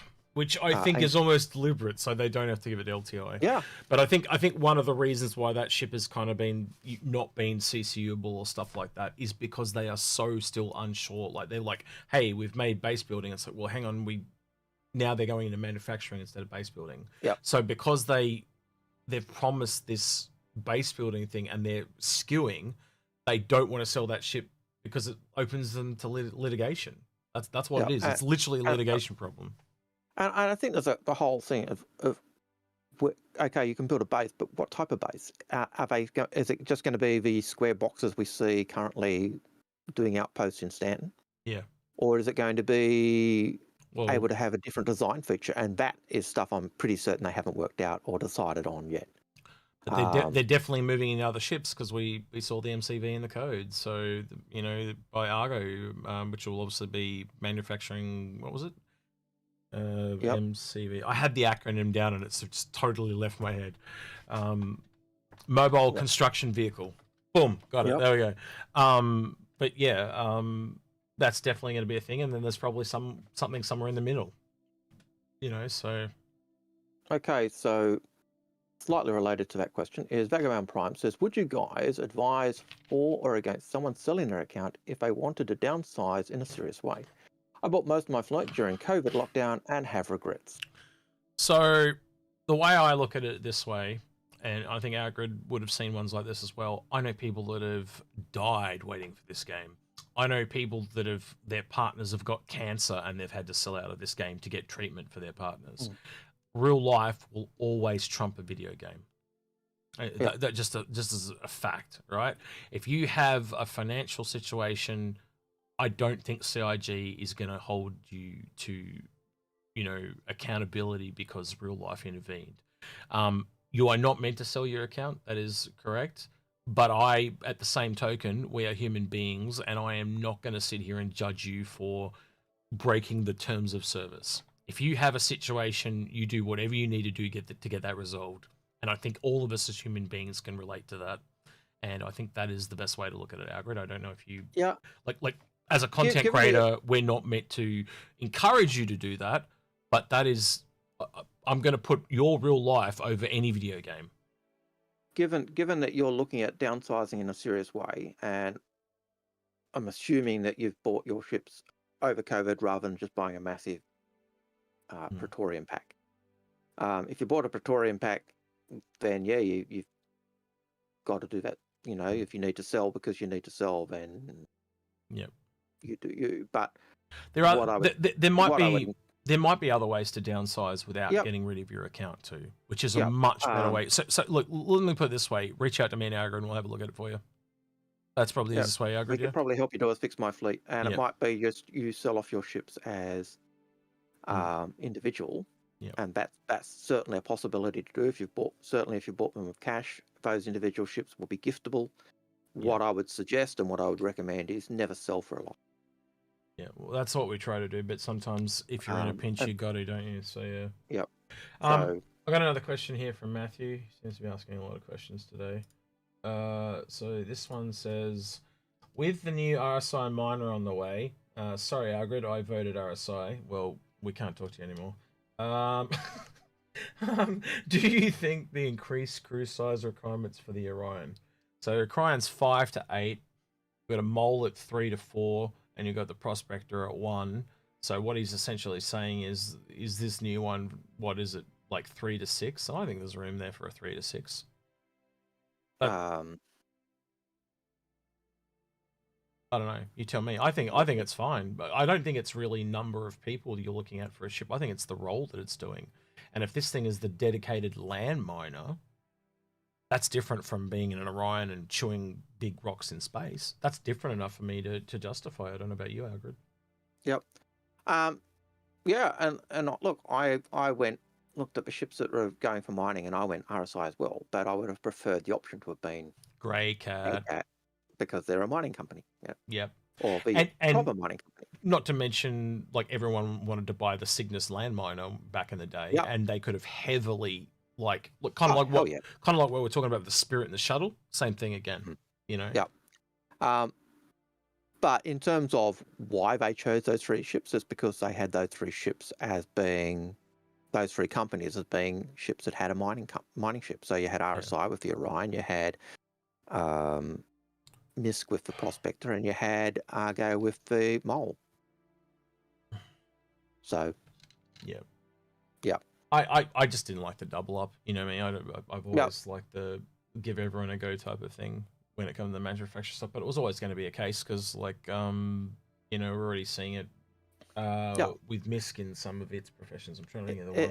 It just meant they didn't have to. You have a style guide or kind of already dialed in for those companies for that profession. So I understood why they did it, but I would have loved to have seen them go back to the lore ships and pull a company that was really delved and deep in the lore for that profession and have it. Do that. I'm still really interested to see how they pulled this RSI landminer off, because I think out of the, like, if it had been Argo as an example, it literally could have just been a mining rig type of thing that lands, like almost like an industrial oil rig from today, but with the the glass cockpit type of now. Well, I guess you got to look at the Orion more, don't you? Right, the Orion doesn't have that glass cockpit thing. So I'm going to lean towards that and go, it probably more than likely doesn't have that glass pocket. I think it'll be something like a sand miner, you know, the Dune sand miner, or a Doctor sand miner, or a Jawa, you know. Yeah, sandcrawler. Yeah, I get you. Yeah, sandcrawler. It'll be something like, it'll look like something like that. It'll have those. Yeah. It'll have those Well, feels. It's so funny how much it is, like the description of it was very similar to what we're expecting. Like even the thing where we talked about the rocks coming out onto the surface and collecting all the stuff on the surface, that's in there. So you've got to imagine, how many rocks would you expect? 2 to 4, you know, this thing would hold. Because they say rocks, so that means it's got to be at least 2. And then, you know, so you were talking about your crew requirements there. Who asked the question? Was it Matthew? Yeah. So some of those are going to be the rock miner people. So 4 minimum being the ship, and then the 2 additional are the rock miners. You know. Yep. And they might do crew count like they do for the Kraken, where they don't include the ships that will be on the landing pads or in the hangars. I still think the Kraken's crew count is too low for a ship of its size, but and I still think it should be it's really a raid ship rather than an individual ship. But sorry, did you say Kraken? Yeah. Okay. I think the Kraken is a raid ship. It's meant to be a raid ship, but they've only got a crew of 10, which is basically enough for the guns and it's the like crew. That. It's like we were saying before, though. You know, there is legitimate reasons and piracy reasons. So I do agree with you, raid. But the other part of it is heavily, and it's listed on the website as that, as support. It is a support. It's an aircraft carrier of today. Yep. Oh hell yeah! I'm not saying its role is bad. I think we do need that, you know. But it's a ship that's meant for, just like the Idris and the Javelin, it's for that raid group. But ultimately, it's supporting the raid group with the lots of ships, as opposed to being the big it's kind of like that episode we did, Idris versus Kraken, and the kind of takeaway at the end of the day is it's why do they have to be adversarial? Like, we do compare them, but at the end of the day, those things are going to work better together than apart. You know what I mean? Because they all have different strengths and weaknesses, and it's the same at almost any of those ships as you go down. So if you go down to, say, somewhere like the Perseus, you can see the Perseus, the Hammerhead, and the Nautilus working together. You can see that as a nice little combo, and you know it's like how we usually say, you know, the Endeavour, the Crucible, the BMM really gel well together, because one does the salvage, one does the repair, one does the selling, or the fine tuning. So you know, you got your salvage your stuff, you repair it in your Crucible, you fine tune it and over tune it in your Endeavour, you sell it on your BMM. Everything kind of has those intertwining loops. All right. Squishy710 has a question. Yep. They say, how do I see and buy packs? Do I need to spend $1,000? I only see the Carrack packages. If you go to the website and go to game packages, you should. So certain packages are only viewable to concierge. He is technically correct. Yep. The packs over $1,000 are available to concierge only, but that's correct. If I log out, I'm not in my account, and I go to the store, and I go to game packs. Algared, I've got it up on screen.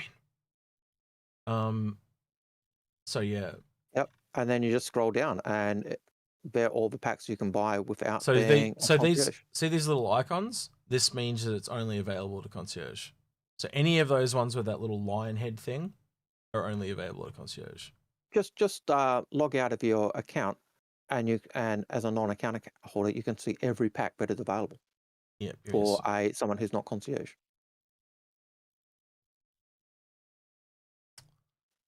Where the hell is it there? Sorry, struggling with the sunglasses.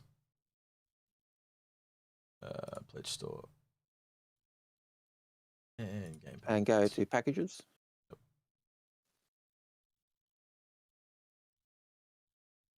So it's definitely a lot more limited. Yep. But there is a UE exploration pack there. That would be the biggest.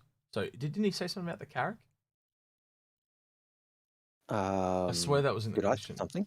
Hang on. used to spend $1,000 only to see the carrot packages. Well, now you can see a carrot package. So yes, you can see it. So his question was, how do I see and buy packs? Do I need to spend $1,000? I only see the carrot packages. So, Well, I think if you want to that see all the other packs, you got to be over $1,000. Yes. So yeah, yes, that is the answer to your question. Is yes. But yeah, it's a bit of an oxymoron. The other way to look at it is if you know the price of the package you want to buy, you could essentially buy that many ships if it goes over $1,000, and then you could buy that pack, like melt and then buy that pack. So there is a way around it, but it is. I think half the reason they brought this in was to so just general public and journalists can just click on it and crap on their shit, because they did bring out a lot of articles that crapped on their stuff. And they used to get it all the time, and people were saying, "Why are you trying to get people to buy these, massive packs, rather than just sell the game?" And so I just said, "Well, okay, these are the starter packs," and so you look down, and that is literally every starter pack that they've got, apart from the exploration pack, which gives you the Carrack and the other ships. Now you know where I stand on packs, Algared. So, is there any actual packs here that you actually generally recommend? Like generally, of the starter packs of the even if we go into the concierge stuff, right?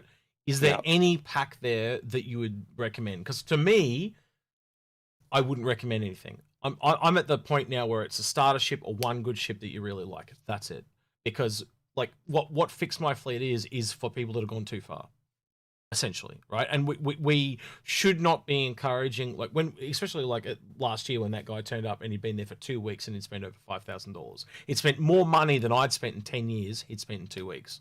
And to me, that is something I do not want to encourage. I don't think you need to go that far down the rabbit hole anymore. Chris would say all you need is a starter pack, and he would. All you need is a starter pack. He would go to that first page if you're not if you're not a already concierge, just buy one of those packs, and and I know that's kind of against what we're saying in terms of get the bigger ship and earn down, but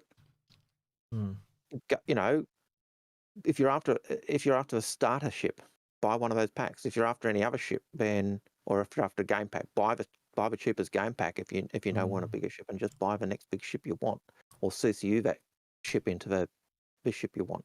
That's why I like those LTI starter packs too, because you can essentially then, once you got that LTI, you can turn it up to the ship you want and just leave it there.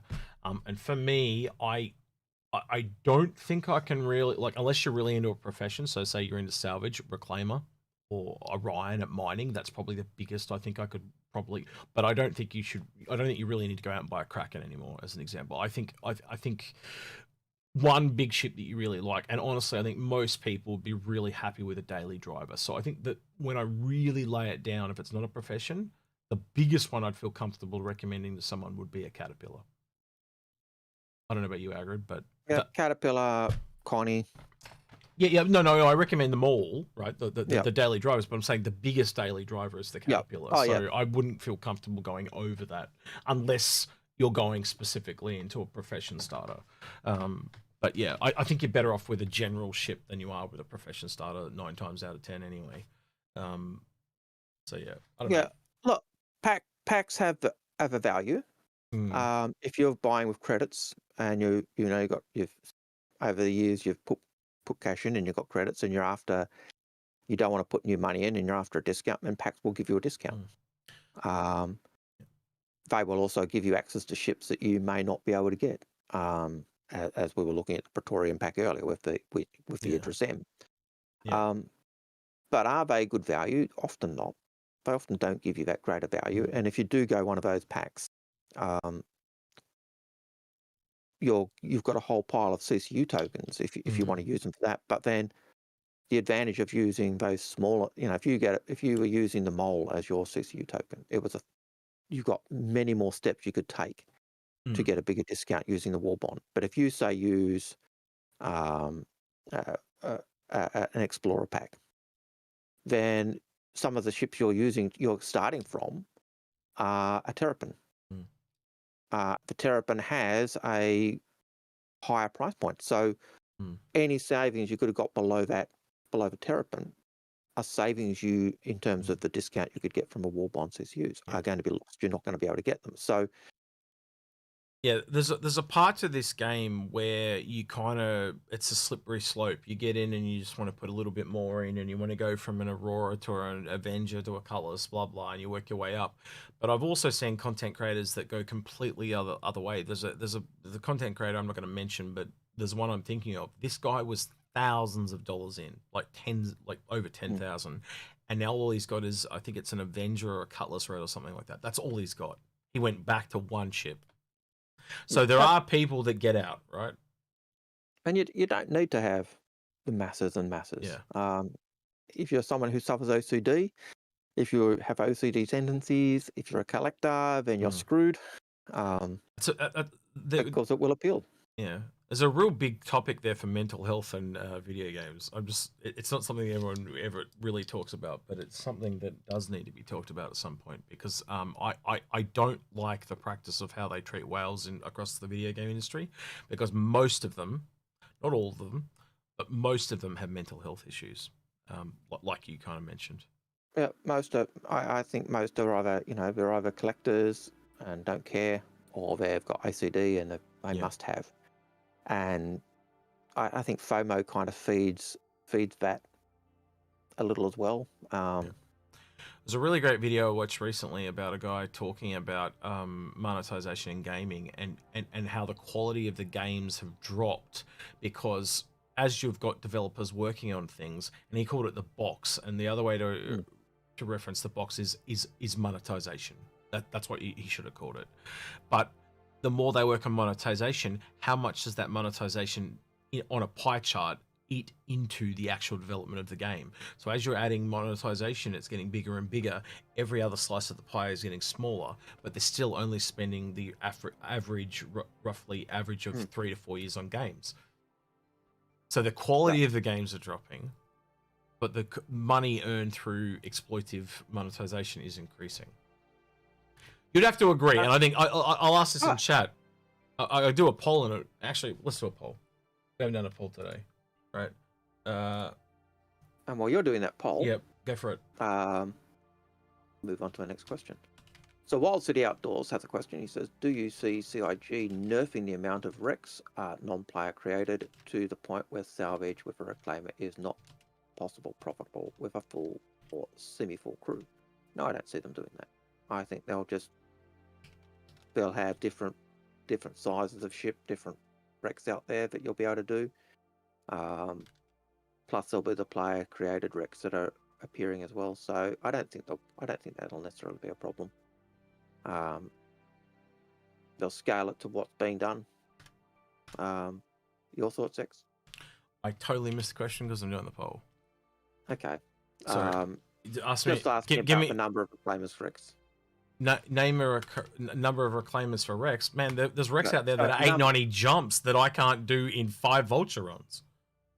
So the question was, will they nerf the number of Rex out there? And I don't think so. I think the other thing at the moment is because of the persistence and pairs, they are not respawning either. So they kind of need to be munched before they'll respawn. So I think actually at the moment it's probably hard. There's probably maybe more to accompany for the fact that you can't munch them. So yeah. Bit like the way the loot boxes work at the moment. You empty the loot box and it kind of triggers a respawn time. All right, polls going out to both YouTube and Twitch. Yep. Just interested to see how that goes, but yeah. Wow, 83% on YouTube already. Yeah, they're getting worse. Yep. And I that's how I feel as well. If I could remember the guy that I watched in the video, I would link it. It was a really eye-opening video that he actually went back and he identified exactly where the first monetization occurred, and it was actually a Japanese game. And I know I had some friends that played it. It's a Maple Story. Maple Story, it was the name of the game, and it was the first game to ever put monetization in. And because what they did was they took the gotcha machines or whatever they have, the little metal balls that drop down in Japan. They took that and put it into Maple Story, and they made millions. and other people saw that, and it all came from that. Yeah. And that's where it became microtransactions, and then they started doing. He started talking about things like Loot boxes and they would take the best stuff. yeah. And they would monetize it. So another example I can give right now is Darktide. You go into Darktide, you can get red and green skins for free, and they're basically just the same as what you earn in game, but different colored. But if you want something that looks actually completely different and it looks really cool, you got to pay for it. And not only that, you got to pay a lot to get it. It's like $10 a skin. It's was like, ridiculous. And then there was the horrid thing with the old boxes where you buy this box and you may get this one, and you'd have people buy 10, 20 boxes just to get the. And that's all got to do with the way the stock exchange works, and I think that needs to be changed as well. Did you know, Algared, that if you put something on the stock exchange, you are legally obligated to increase profits for your shareholders? That is like how is that how is that sustainable? If you've got to keep increasing profits, as in the percentage. Where is the diminishing returns? Everything has diminishing returns. So you can't just put any company on the market like that's because it means it's going to die at some point. You're literally so basically you're setting it up to fail because you put it on the stock exchange and then you cash out and you don't give a shit. I've got my money. See you later.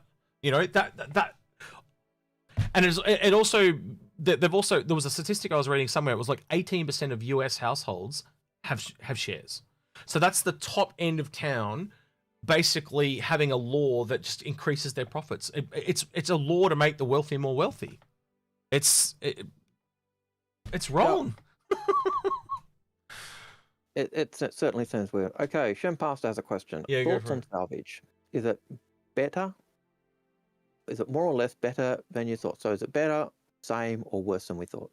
We did an episode on this, Algared. I feel like Shempasta hasn't watched it. Yep.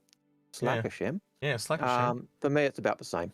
Yeah. What I expected. For me, I'm waiting. I'm waiting on munching. Yeah, I kind of what Algared just said there. I'm waiting on the munching. I think the heart of it is the munching, because at the moment it just feels like mowing the lawn. Yeah. Next question. We'll try and get whisk for a few of these. Yep. If you have a bigger ship like a Crucible, then why would you want to buy a smaller ship in the same gameplay loop? Because it can potentially do something that the bigger one can't. Yep. So let's look at the Orion versus the Prospector. The Orion dominates space, but it can't go down to planet. Yep. Same thing with the Salvage on the Reclaimer and the Vulture. The Vulture's going to have a lot easier access. Also goes through smaller jump points. Yep. And so there's that aspect. And I think it ties in with that question we had earlier from Knuckles about, having the Crucible and the Vulture. In that case, the Vulture was actually complementing the work of the Crucible because it was ripping off salvaging a ship, which was then being used. The materials were then being used by the Crucible to repair other ships. And the only problem Knuckles was ever going to have was when he has to take another ship back to be repaired elsewhere or transport it. So what happens then? So you just got to drop one guy out and he's going to go on the Vulture on his own. You see what I mean? That would be it. So, yeah. That's why I still think the two small ones are a better way to go. Anyway, sorry, go ahead. Next one is from Hayes ×3, and he says, info gaming session in the works anytime soon. What was this? Info gaming? What? Info gaming session. So yeah, we do have a game. Inforunners gaming session in the works anytime soon. I think that or he's talking about the gaming group. So we do have a gaming group on the Discord. Yep. I know Badges has been playing a lot of Eco, and we did promise that we'd get an Eco server back up and try that. So that is something that I do want to put the word out there for. If you are interested in joining us it'll probably be in January sometime. And I'm toying. The discussions at the moment is whether we tweak it for 2 weeks or a week, because it's quite an intense game. You've got to play it like really hardcore for a set period of time, but it is really enjoyable. But not everyone's got 2 weeks to dedicate it. But then again, what 1 week can be too intense for some people. So we kind of figure out what is the best for everyone. It'd be cool if you can get in on it this time too, Algared, because you didn't play last time, did you? But I played bits, but time was a killer. Yeah, so it is a very time. It's going to be for those that have got more free time. but it was a really good game last time. And I played, you know, played it more hardcore than anyone. I think at the end we started out with like 22 people, and it was me and 3 others on the last day. So you know. Yeah. So an Inforunners gaming session, yes, it's in the works. We haven't worked out what or where yet. Server raid style, not sure, but yeah, get back to us if that hasn't answered your question. But if you're talking about just Star Citizen in general, yeah, we can always work something out. If you guys want us to just see us play the game for a bit, maybe we could do that as a stream in January where we just don't take questions and play the game for a change. But just we don't. We're starting to learn that you guys don't come to us for that shit. We put that on, and I got yelled at. I was playing the game and says, "Why is Execute so distracted? He should be answering questions." Yeah, why is Execute being such a rude bastard? We thought it would be boring as shit to look and listen to 2 talking heads, that's right. but there's 100. There's like 150 of you guys just sitting here watching us talking heads, but that apparently is entertaining you guys. That's whatever what you guys like. So yeah, we originally thought gameplay would be something to look at, a bit like a B-roll type stuff, and yeah. Apparently that's not what you guys like. That I think a lot of you are at work just listening on your headphones and just listening to the talking heads, and rather than watching the vid. But yeah, and that's fine. You know, we'll just go where you guys tell us to go. You know. Aurelius Indominus has a question. He says, "Will we have Pyro in 23 or will it be in 24?" Well, Disco has promised it, so therefore it's concrete. Yeah, I think it all depends. Disco meet bus. Yes, but I think it just depends on when they get the back end stuff done. When they get that sorted, it'll come. So someone just asked in Twitch chat, "What's an eco?" It's a game on Steam. Go look it up. Yep. And a lot of the games that we look at, by the way, when we try to encourage you guys to come in to play other games with us, they are Star Citizen adjacent. There are things that came out of eco. God, what the hell are they called, Algared? They got these things that are essentially cargo-like containers, and exactly how it worked in Eco is now how it works in Star Citizen. You get close to it, and you can transfer stuff between containers. It's exactly the same thing in Eco, and it was things that we learned in Eco that were actually transferable to Star Citizen, and that's what we look at. So if we were to go play Ark Survival Evolved, that's a good example, because playing in a tribe is very similar to playing as a crew on a spaceship. You learn very quickly who the lazy assholes are and people you might not want to play with, because you know, you get these people that go out there and they'll grind and they'll do all the work, and then you also get the opposite of the people that just turn up for the fun parts, you know. So it's a good idea, especially if you're in an org, to try some games that can be Star Citizen Genesis, because you need to know who your good people are going to be, and who your bad people are going to be by the country. Monster AV has a question. They say, do you think the size, scale of construction or manufacture will make the Pioneer valuable enough to justify the cost, or do you think that a large being CCUable would be better? I think I think it's different strokes for different folks. Yep. It kind of comes back to like, how hard is it going to be to get a Pioneer down, and you build the whole base, so you're there for quite a while. But if the person just goes, be nice if I had some extra turrets on this base that I built here a year ago, and so they call in an MCV, and the MCV just builds a couple of turrets. Yeah. Size and scale. I always also remember what they said about the Pioneer. When it's building, it's going to glow like a Christmas tree. Everyone is going to know where you are. Yep. Yep. So you're going to need, again, you're going to need defense and escorts and all that type of stuff. And what's the first thing that ship's going to build? All the defenses, you know. Yeah, certainly what I'd be wanting to build. Again, like we say, we can see a vulture working with a reclaimer. You could see an MCV there setting up all the stuff, and I believe there's a small pad on the Pioneer too, isn't there? There is a small pad on the Pioneer. So if you can, if that ship is small enough to land on the pad, you can see that working there straight away. You know. Hell, I could see a C2 dropping off a whole pile of, or a Liberator dropping off a whole pile of Spartans, or No, I don't disagree with you on that. The Liberator is a real thing that'll be very, very useful, but it doesn't. It's just a transportation. It's not. Yep. It's nothing else. Like it's not. The images they had of that thing hanging around and all these massive fights was ludicrous. It's like you do. It'd be akin to taking a caravan into World War II. Like it's a transportation vehicle. You don't use it for combat.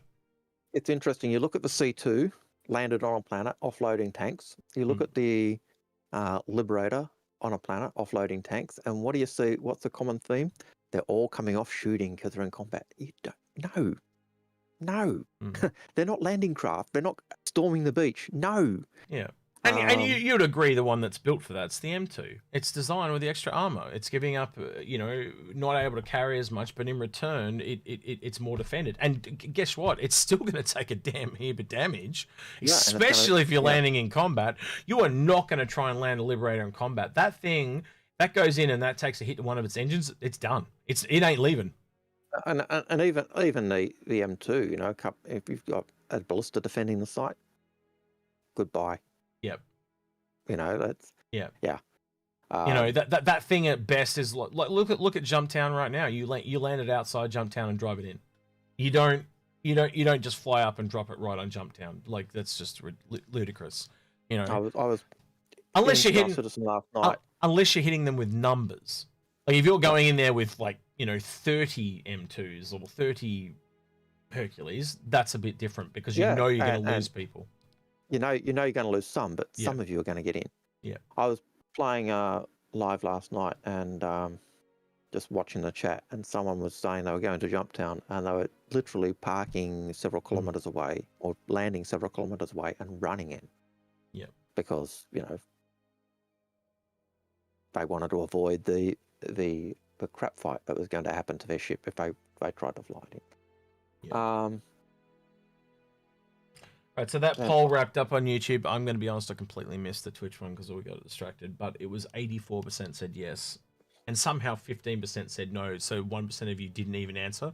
You rude bastards. All right.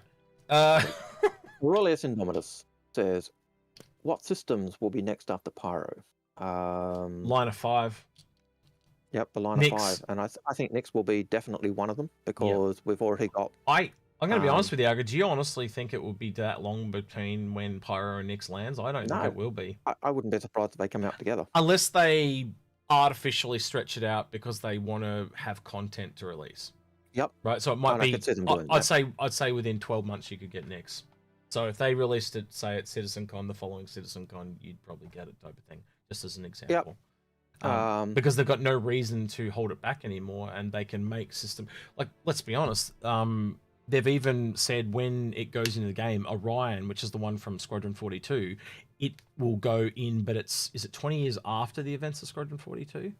So they could actually, it's before or after, somewhere like that. But the point is they can put it in the game and it hides some of that stuff.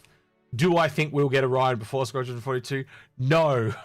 But could they? Yes. And then obviously you can go the other way towards, what's your favorite thing? Your favorite place? No, you hate it, don't you? What is it? Terra. Terra. Yeah, you hate Terra. That's don't you? Paul's favorite place. Oh, okay. They're full of terrorists. Yeah, right. Terra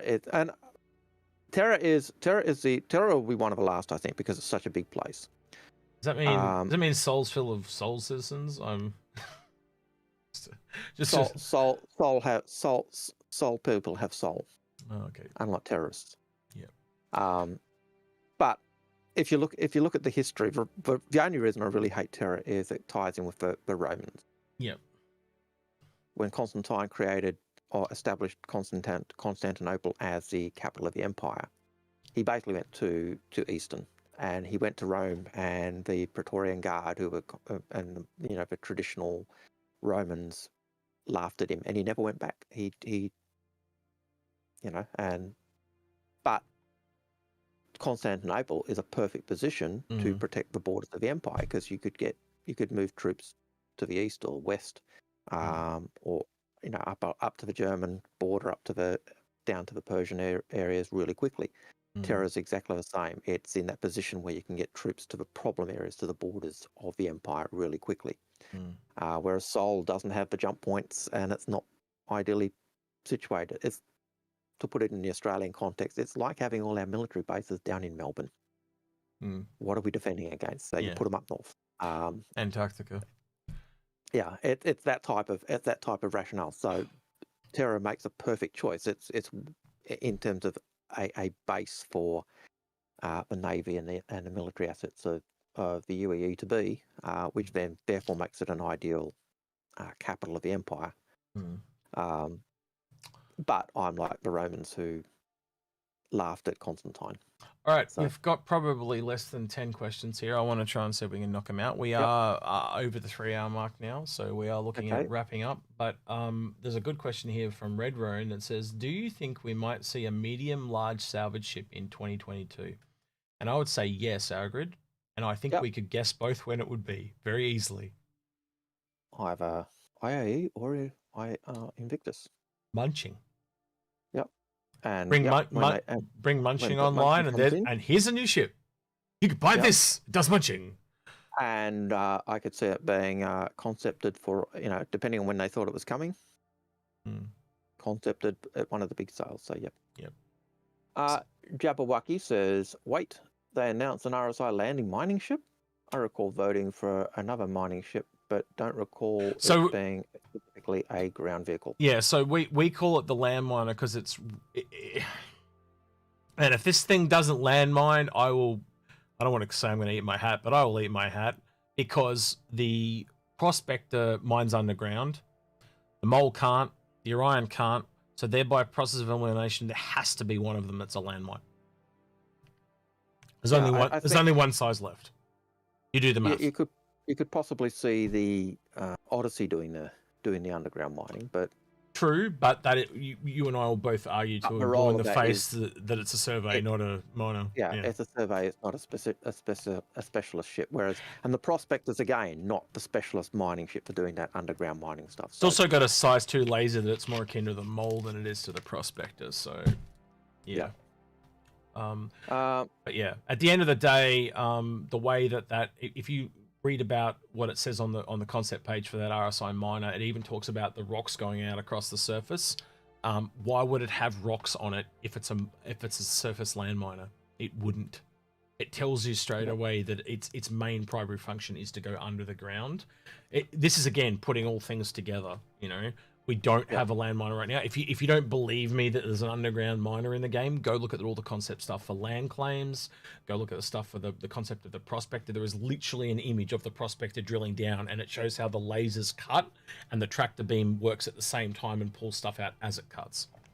Go have a look at the design they had for outposts and mining and refineries. Go have a look at the outposts and the way they're linking underground caverns. It's all faked, by the way. It's not real. Like, it's just going to sit on the top and pretend. But what it's going to do is, the hologram on your ship, it's going to do scans underground, and it's going to show you a fake node, so to speak, under the ground, and it'll show you drilling down to the node. So rather than make it all underground and that has to all be complex, it can just procedurally generate a node for you on your ship that you're working with, but it makes you feel like you're going under the ground. So it's like video games as a whole is all fake, but you get what I'm trying to say. But when we looked at the mining with the mining professions, and they looked at we've seen one of the views that Tony Zerovic talked about once, where they were showing the planets and stuff. You could actually see the way the ore was flowing and naturally flowing, and you could actually see it made sense in terms of the topography of the planets and the rest of it. So. Well, they even Tecton and the other geologist guys that looked at it, they said the same thing, didn't they? So they drilled. They were so for them it was So, and you could see that type of thing would be the type of thing that a survey ship would be searching for. The type of thing a prospector would be seeking to exploit, and then bringing in the main miners to actually further exploit that. So Oz Veteran has a question. They say, will we see the Liberator? Or will the Liberator be able to carry cargo in the vehicle bay to increase its carrying capacity? I believe we can do that on other ships that have. It'll all come down to the Newtonian physics, but obviously, if you exceed the cargo limit or weight of said ship, it will cause problems. But that's kind of what the SRV is for, isn't it? To assist Yep. in overloaded ships. You know. But if you're carrying vehicles, if you're carrying cargo in your vehicle bay, up to the weight of that vehicle, then sure. And you look at ships that have vehicles at the moment. Connie, you either carry the Ursa or you carry 96 SC of cargo. Yeah. You look at that's a key one that comes to mind. But even if you look at I suppose any other ship that's got cargo pads that you can put vehicles on, you've got to make the choice. So it's choices. Choices matter in Star Citizen, and that's just one of the ways in which you see choices matter. You put a vehicle in, you're taking up your cargo space. You put cargo in, you're taking up your vehicle space. It's always called player choice, isn't it? You know, and that's a bit you've heard of say that before, and we'll say it again and again and again. You want those choices, and they want to have real consequences to your actions. You know. Yep. You can do something, but what's the payoff? Yep. C McD says, do you think we will see any other crafting coming in 2023 since they added the crafting of multi-tool into the Vulture? I think hacking's the next one. We did kind of lean on that a little bit at the start when we were talking about the Legionnaire. The Legionnaire was on the roadmap to kind of end around Invictus. So I would expect hacking as the next thing we see. Tier 0, Tier 1, whatever you want to call it. That's Algared. Would you say that's a safe bet? I could see that. In terms of the question of will we see anything extra to being able to do multi-tool, I could see them probably adding elements of the healing tool, and they might add other things in. But yeah, it's not going to be a major. I don't think it's going to be a major income type aspect. To me, I think it's the munching will probably be the big one. You know, like that they know the salvage is very tier 0 at the moment with the hull stripping, and ironically, at the moment it's probably behind mining, but once the munching comes in, it's probably going to be at least equal, if not in front of mining. And how crafting work is the question. What else will we see? What other things will we be able to make is the question. But the other thing is, how complex is the first level of munching going to be? That's all I was going to say. But crafting, isn't that manufacturing then?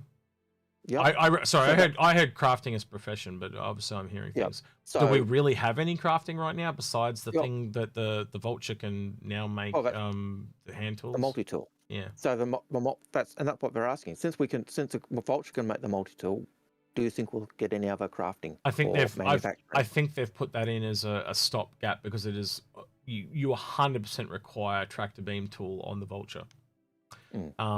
I think eventually you will be able to potentially craft a lot of different things on the things that are required. I also think you'll probably have to go out and learn the recipes. You know. Yep. I think that also comes in with why they thought of a manufacturing module for the Galaxy.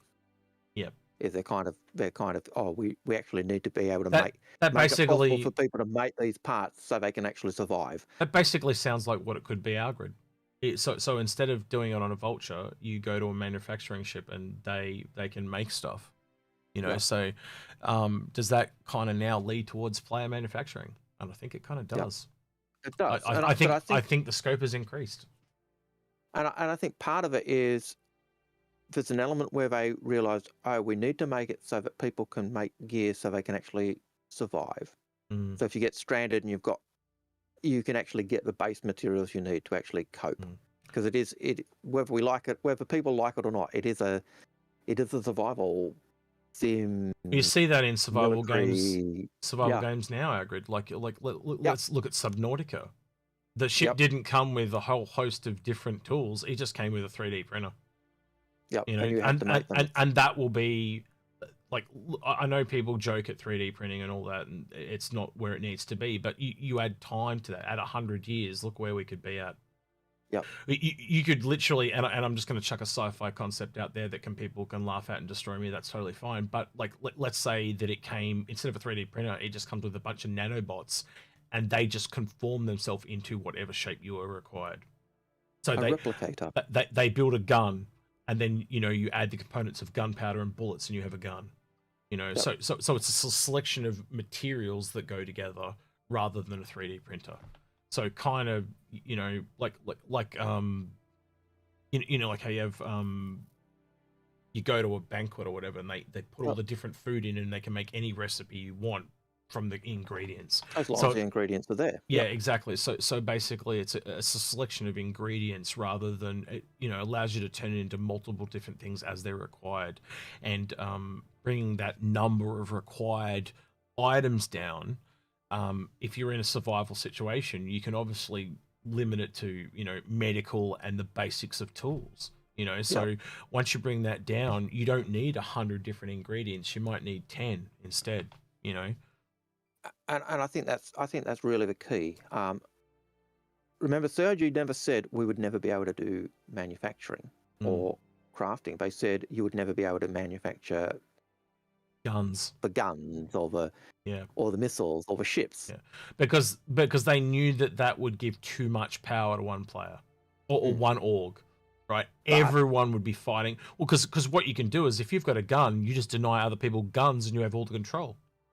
Yeah, but It's the same making thing it as so that you can actually make the things that you need to survive and function. yeah.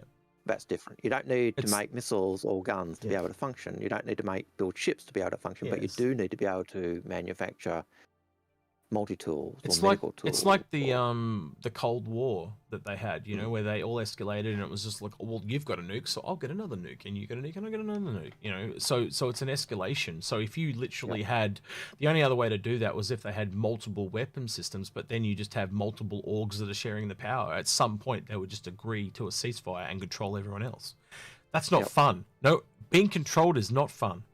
You're right, and so Yeah, I think that's and that's when the game just dies because everyone just leaves. yeah. But if you have, apart from those but if you few controlling, yeah, because well, the thing is, you would just have those few controlling orgs, as you were about to say.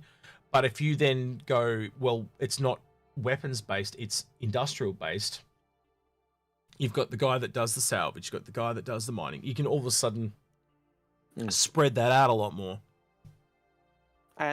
and chuck in the we're only 10% of the population, and if Yep. we're not doing it, someone else will. But That's it. it kind of balances it.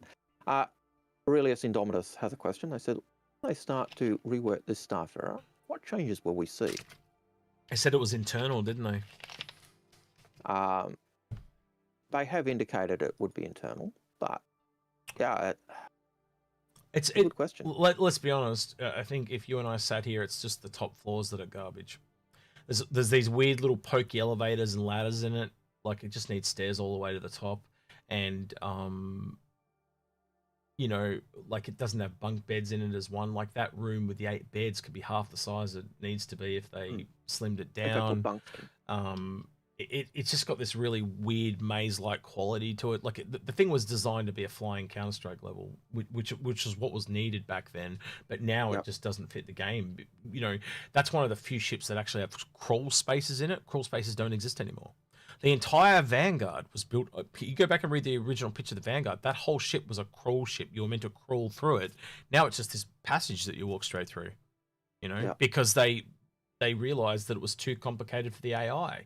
It's like, well, if we're going to make crawling for AI, AI going through in docking ports that are vertical, all the animations that would have made for all that, or we could just make it so it's all sideways and walking. It's why the MSR doesn't have crawl spaces but crouch spaces, and even that, you know, the crouch Yep. is easier for the AI to do Yep. than it is to crawl. So that's Maybe I would say. probably, you've probably hit the nail on the head right there, Algared. So the Starfarer will probably at least go to crawl spaces, if not removed completely. Yeah. So yeah. Or crouch spaces, yeah. But Yeah. yeah, Oh, sorry. Um, I did. Yeah, I meant I- crawl. Sorry. I Yeah. know what you meant. Oh, I was just I said it again. clarifying. I meant crouch, not crawl. Shit. Yep. Sorry. Oh, look, it's easier to do. But yeah, I wouldn't be surprised if they got rid of the massive cargo hole in the middle. Yeah.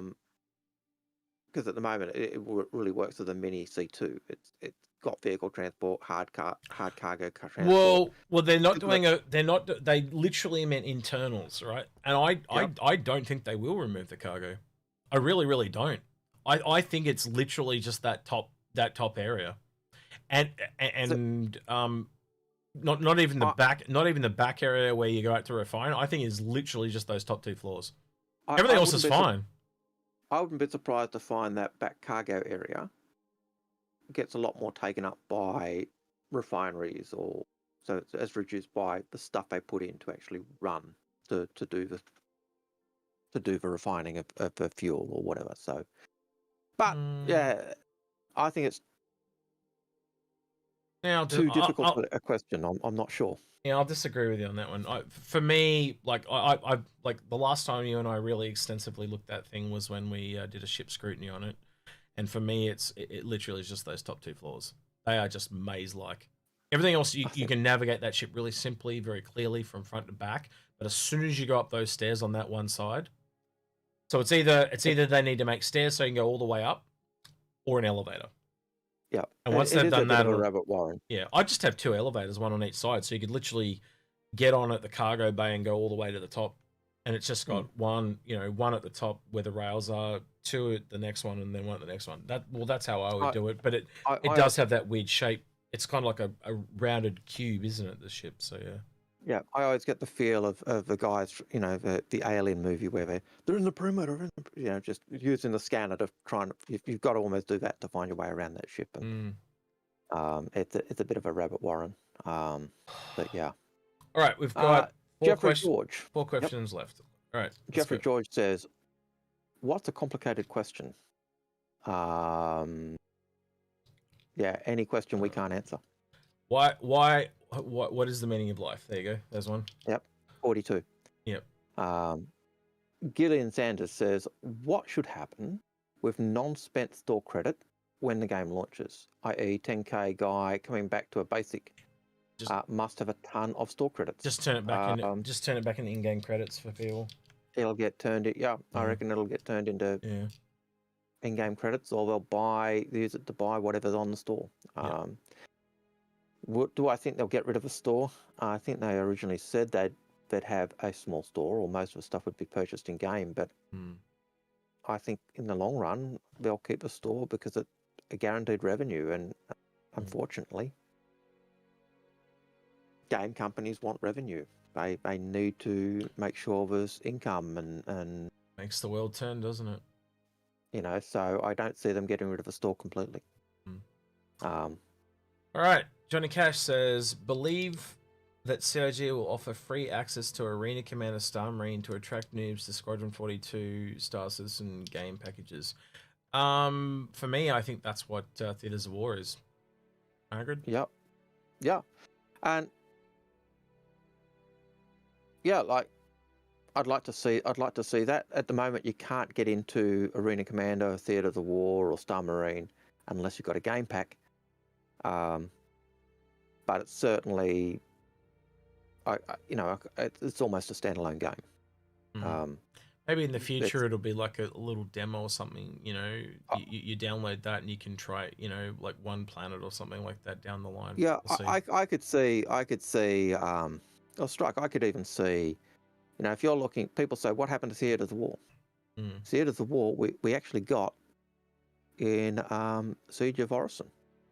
That was effectively a siege. That was effectively a Theatre of the War without the vehicles. venue. Yeah, without the vehicles, I'll give you that. You did have the tank in there. True. I think the other way they could do it is like other games do, is eventually they just give you like a 2-week trial or something like that, so you can play as much as you want. And so you got all the freedom, and then after 2 weeks, it's like, yeah, this is awesome, I'm going to buy, or no, I hate it, and move on. But I could see, Siege of Orison is effectively a theatre war scenario, and we'll just, and we'll see that in Arena Commander along with other stuff. I could see it as a standalone game ported to both console and individual, just to whether they made it free or cheap. Yeah, but yeah. So Ozveteran asked the next question. He says, "Is there a picture of the MCV?" No, there's not. We got no idea what it looks like or anything. It's just a couple of lines of code, and it clearly states that it's a starter manufacturing profession ship. So I think Vulcan, Terrapin type of thing. I'd expect it would be on the larger side, wouldn't you, Algared, as a starting profession ship? Yep. You look at the Vulcan, Vulture, Prospector. They're all fairly chunky and large for what they are. So yeah. Algared, I'll let you answer the next one because I think I'll ask it and you answer it. All right. So Revan asks, question: "Do you think the 890 jump can be used for exploration instead of the Carrack?" Because I know you Yes. know where I stand on this. Yeah. Yes, every ship can be used for exploration. An Just Aurora how- can be used for exploration. It's just how good it is at it. Yeah. Yeah. It's just what they've got that goes for Yeah. it. And its primary Um, function is touring. It's not exploration. It's touring. It's going to places unknown, Yeah. but it will do a better job of exploration than an Aurora will, because you can put more stuff on it to support that. And that touring really ties in with that VIP gameplay or transportation of human cargo gameplay. So there will be Genesis Starliners that are tourist buses, so to speak. They will go out to the, you'll know this reference, see how many other people in chat is the Plume of Agasloria. You know what I'm talking about? Yeah, You know what? I do. Yeah. So it'll be like that, the Plume of Agathoria, where they'll go out to look at that and show people off, and they'll be there almost like a mini convention or something like And that. it'll be an exploration, expedition to go check out that thing that's happening. Once like every 100-year event or whatever it is, there's a race on somewhere, so you go out with they'll hire the tour bus, so to speak, and go. You'll take them to the race or whatever the event is. So touring is, I think, funnily enough, the person that I'd want to ask about this is Buster the Destroyer, because she's an event management person, and that is up her line. It is essentially an event management job. Yeah. So yeah. Yep, and that was our last question, because the last comment is Aurelius, who says, "Execute Al, thanks for the answer on the question." He didn't say Wish you a thanks. Happy New Year. He didn't say thanks. He said Hanks. Thanks. Hanks. He's obviously still That's right. drinking. From now until on, from now on, Adrenalis Dominus is now known as Wilson. I think that's the only way to make that fair. If we're Tom Hanks, he's got to be Wilson. So yeah. But we look better, so that's okay. So, yeah. All right, then I think we'll kind of wrap it up there. Wait, there's one more question there. I'm trying to find an exploration ship to do what the Carrack does, but it isn't the Carrack. No, that's not going to happen, because the Carrack is the Carrack. Eventually, they've mentioned. So let's like what the example they gave was the Prospector. They eventually will have a direct competitor. At the moment, there's overlapping ships, but there is no real direct competitors. I think the only ones that you and I would probably agree on our grid, and even then it's overlap, is the daily drivers that tend to do cargo. Other than that, there's no real direct overlap, is there? Heavy Bob says, "I feel like you dodged my question." What was your question, Heavy Bob? I probably missed it, Brad. Did you put question in your question? So ask your question again, Heavy Bob, and put the question. Yeah, so put the word question there, and we'll answer it. There you go. Yeah, so we have a bot that actually comes and puts stuff in the thing. And if you actually, if you actually read, it'll drag it out. If you actually read chat, then the Nightbot said, "Please preface your question and context in the word question or some variant thereof, so the bot can pull it out." Because we have it pulled out in the Discord, so it's all coagulated, so we don't have to go through and find it all. We're very lazy, but we're also very efficient. So yeah. You said, "I'm here. Did we talk about the Glassdoor reviews?" Glassdoor? Huh? Did you talk about the Glassdoor? What's Glass? I don't know what you're referencing when you talk about Glassdoors, Bob. Sorry, mate. Is that something we've missed? I feel like we've missed something now he said that. Yep. Does anyone know what he's talking about when he references Glassdoors? All right, anyway, we'll start to wrap up, Bob, but we'll answer your question if you can get the context through to us before we go. But other than that, we've got another show to do this week, don't we, Algared? We've actually run out of... Company reviews of Glassdoor, so they've got, so let's see. So I suppose you could put in Star Citizen and see what they say, and it looks like they just review companies. Glassdoor is an employment review site. Well, there you go. We don't have that here in Australia, so... okay. So what is that? Is that them talking about Star Citizen, what it's like to work there? Do you know what this sounds like? The lull period, and people are after clicks again. This is what it's reminding me of, Algared. It's like this. We've done this dance before. It is shit to work at any company. Let's be honest. There's a reason why they call it work, right? And people are going to complain. And generally, people that have been kicked out, they've got an axe to grind. That's why they got rid of them, because they're troublemakers. Let's be honest. And at any business or any place we go, like, we haven't banned many people on the Inforunners, but we've had to ban people. It's it's just the way it is. That there is someone that goes too far or does something wrong. It doesn't matter what it is. That's just the way life is. We are all different. And you can have a very nice person just go too far because they snap one day. Look, we know that there was a kerfuffle at the end of last year or near the end of last year over a leak. Yep. What made that leak about the C8X? I think it was the C8X that was stuffed. Or the Galaxy. It was one of the two. It was the Galaxy or the C8X. It was the cutter. Oh, the cutter. Because the Expedition variant doesn't exist anymore. It had the different. I knew there was one chip, but that's all good. Right? But the problem with that was not that it was a leak. It was a problem that it was a leak that had come deliberately from an internal source, where they actually betrayed the trust. And this was a ship that had been out there that said, no, we're not producing it, but someone leaked it and caused a kerfuffle. I doubt that person's still with the company. And if they are, they're certainly, their name is mud, and no one will ever trust that person again. And that person really shouldn't be at the company. You know, if they're found, that they're gone because no one will trust them. You can't trust someone who does that to you. Will that person have an axe to grind? Probably. They got their 5 minutes of fame. Well, good on them. They got their 5 minutes of fame. But you tend to, like, the other thing is, and Algared and I can relate to this too as content creators, and I'm sure a lot of people that work in business can relate. You don't tend to hear positivity. You only ever hear from negative feedback, right? But the funny thing is, you want the negative feedback, because if someone sits there and blows smoke up your ass and says, oh, you've done this right, you've done this right, you've done this right, they never ever tell you what you've done wrong. It's the stuff that you do wrong that you can actually fix. Right? So some people get really, like, when I was working in the industry, I'd walk up to someone and go, this is wrong, this is wrong, this is wrong. I'd walk away, and I remember I did it to a chick one day, and she just burst into tears because she thought I just shat all over her work, right? But I hadn't. I told her, if you fix this, you fix this, you fix this, it'll be great. But I just hadn't done it in those words. Right? There's an element, because I was working. Because you know me, Algared, I'm just short and blunt as attack, right? So I just said this, and this, and then walked off, and she just burst into tears because she was new and she had not got used to the fact that I was just critiquing her and moving on, right?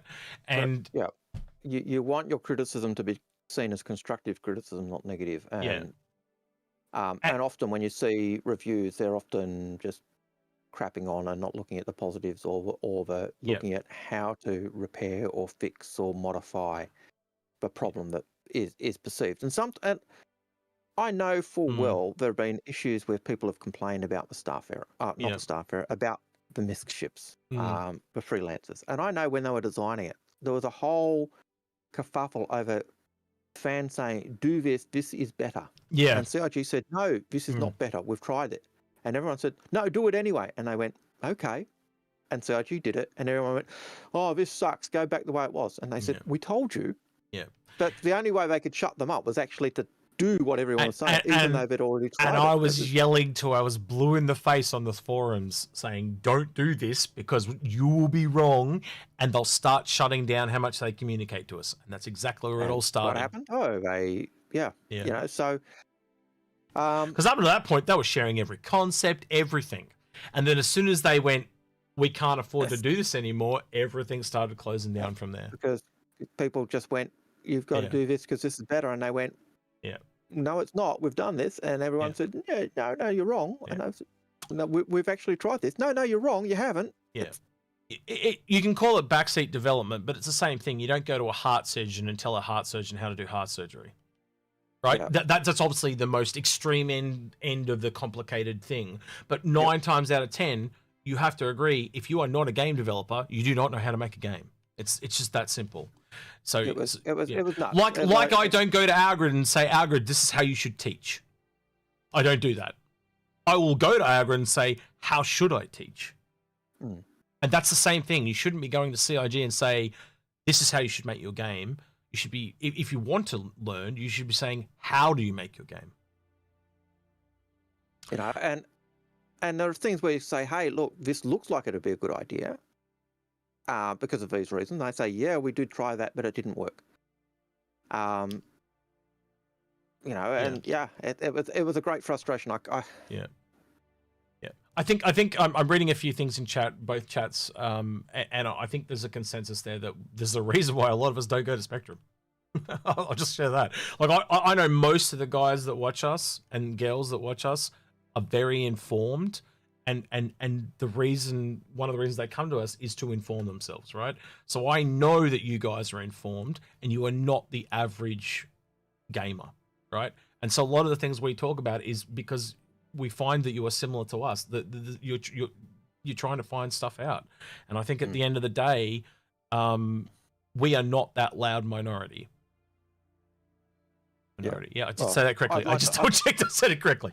But yeah, Spectrum. No, you did that right. You, to me, right, Algared, I think Spectrum is a lot of new people going there to vent their frustration, because that's where you're meant to go. You're meant to go to the official forums, and it's just full of all these. That's why you see the same issues coming up over and over and over, because they get into the game, they get to a certain point where it's like, there's not enough here. I can't do what I want to do. I'm frustrated. What do? You know, if you're a kid, you go complain to mum and dad. So they're going to mum and dad and they're complaining, rather than talking to their brother and sister, and their brother and sister explain. And I'm using a really weird analogy here, right? But you get what I mean. Like if they went out to content creators and they were given the right answer, or even to their friends and they were given the right answer, there wouldn't be as enough problem on the forums. And I think the other problem with the forums, as I always keep bringing up, is there's no downvoting arrow. And the whole reason I found out they don't want downvoting arrows is because they don't want piling on, right? And I think at the end of the day, yeah, piling on will happen, but everything else that's happening because you don't have downvoted arrows, I think that far outweighs the piling on, in my personal opinion. And I think if I was ever, like, I actually did talk to Knight Rider when we were at the virtual bar citizen, and I asked him a lot of these questions because I was really frustrated with Spectrum, and I brought it up, and we talked about it for probably, what, 5 minutes? You were there, yeah, when we did this? Not that time. No. I was in a private room, was it? Okay, so it might have been in a private room. But I asked him directly, and he was really forthcoming, and he basically just said they didn't want any piling on. So say content creator X put something up, or someone put something up, they just didn't want people piling on, downvoting it to oblivion. But I think by the other turn of phrase, that means no good stuff floats to the top. It can't be, you know, like, if you understand how search results work in Google, as an example, 70% of people do not go to the second page. They only go to the first. And with no way to just be on the first page and remove stuff, you're requiring, that means 30% of people go to the second page. It's that 30% that has to bring everything up to the front page. It's not going to happen when you've got the other 70%, they're just upvoting what's already there. Yeah. It just doesn't work. And so I pitched it to him, and he kind of didn't answer. But I said, have you ever considered just trying it for 6 months or 3 months even? Because if they saw a lowering of the toxicity, I think they'd flip the switch and stay with it. So I if I was going to put any pressure on CAG regarding Spectrum, it would be to try downvoting arrows. And I don't know. You guys tell me in chat what you think, and I'll read. But we are getting to the end of this. We do need to kind of wrap up. But if someone wants to link me and Algared this Glassdoor reviews thing, we'll have a look at it in our own time and maybe get back to you. Hell, it might even turn into an episode. But you got a link, Algared? No, but I have to hassle out Felony Angel Devereux, who's posted me pictures of the real Al Hurston, and he's wrong. I'm sorry. Pappy, you're an evil man. That's all I'll say. Can I get a link to this piece? Yeah. I'll... Might have to get a new poster made. No. Just put it up in the background. We'll see. All right. Thank you, Bob. Appreciate it. I'll look into that. All right. I think we'll kind of wrap up here, Algared, with the old subscribe thing. So yeah, like the video if you like the video. Subscribe. Ring that notification bell. We are still getting. We've had a lot of people over the last month telling us they're not getting all the videos. So if you want to get all the videos, that's how you do that. Yeah, join the Discord. Always a great discussion on the Discord about multitude of topics. But again, we don't have very many idiots in there. Besides me and Algared, there's not many idiots in there. But But yeah, it's a great place to hang out. Anyway, I just posted a link to the pic to you I will individually. I'll check that out as soon as we get off stream. We do have to do an episode this week. We do not have a topic. We are burnt out as shit. Let's just put it that way. After the, I'm still kind of just getting over AOE to everything. I know that sounds weird because it's a month later, but it is just a very hectic time of year. Like you add that plus the holidays and all the Christmas shit that you got to go through. And then you put in the stuff that we're each going through ourselves. Yeah. So we had some personal stuff as well. So obviously, and we got New Year's. What tomorrow is New Year's Eve. So yeah, For us, yep. yeah. So we've got Algared. We're gonna probably have to do a show on New Year's Eve. Anyway, we'll see how that goes. We've also got to organize the tier list show with the boys. I'm trying to get that done for after the 24th. We've got the Content Creator Summit. If you know someone that's a content creator for SC, get them to reach out to me. We have about 40 content creators signed up for that at the moment. Griffin from Soul Citizens is organising that one. He's dragged me in to help with that, and I know he's going to have the boys from the Yacht Club on there as well. I'm kicking and screaming all the boys from Inforunners into that as well. Make sure they get there as well. It's I know you guys aren't invited, but if you know a smaller YouTuber or a Twitch streamer, or someone like that you think is really valuable, that will get something out of talking with their peers, get them to send me a message and I'll get them an invite. Because like for example, Voidy Vids hadn't been invited. I reached out to him and said, look dude, love your stuff, come along. So anyone that you think is worth supporting, do you think that is going to add, do you think is going to grow? I'm always looking for people. Like that's how I found Space Tomato. I just go looking for people. Right. Yep. And not that he wasn't going to get there on his own, but you know, I love finding new people to talk to, and there's just something about, it's hard to explain to you if you're not a content creator, right? You get it when you're a content creator. There's just a mutual understanding of all the shit you got to go through, the mental taxation that it does to your brain, to organize and get this stuff done. And I think you guys understand. Well, you see how tired I get. So, yeah, I think they'll kind of cover it there. All right. Anything else you want to add, Algared? Anything we want to see in the comments? Like, subscribe, hit the bell, be respectful. We read every comment. We may not respond to every comment, but we do read every comment. Yeah. I think the last thing I'll ask is, everyone have a drink for us on New Year's Eve. I'll pour one out for the rest of you. So, yeah. Enjoy yourselves. Have a good New Year, and have a think about next year. That's one thing we didn't. We did title this in your thoughts on 2022, but we should have also probably, maybe we can do that next week. That's next week's. What are we hoping for? What are you guys thinking and hoping for in 2023? So yeah, have a think about that over the week, and we'll do that for the stream next week. I think that's a good idea. But we did manage to do something we very rarely do. We got through every question. That is extremely rare. Well, we knew it was going to be a slow week though. But it wasn't. We got through 3 hours, so, you know, we did well. All right. With that, I'm going to go rest my eyeballs because they are stinging like crazy. Yeah, all right. He's been Algared. I've been Execute. He's been Execute, and we're out of here. Catch you in the next one.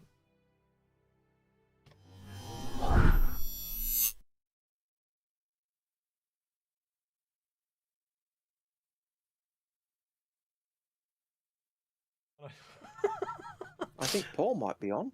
Is Paul on? I did get a notification off of that. Was 6:01. He was online, so playing Star Citizen. So the Astro Pub, is he even online? The raid is being created. Well, apparently he is online. I'm going to double check because I got a feeling we just raid someone that doesn't exist. The Astro. Oh, come on, do this to me. I can't see properly.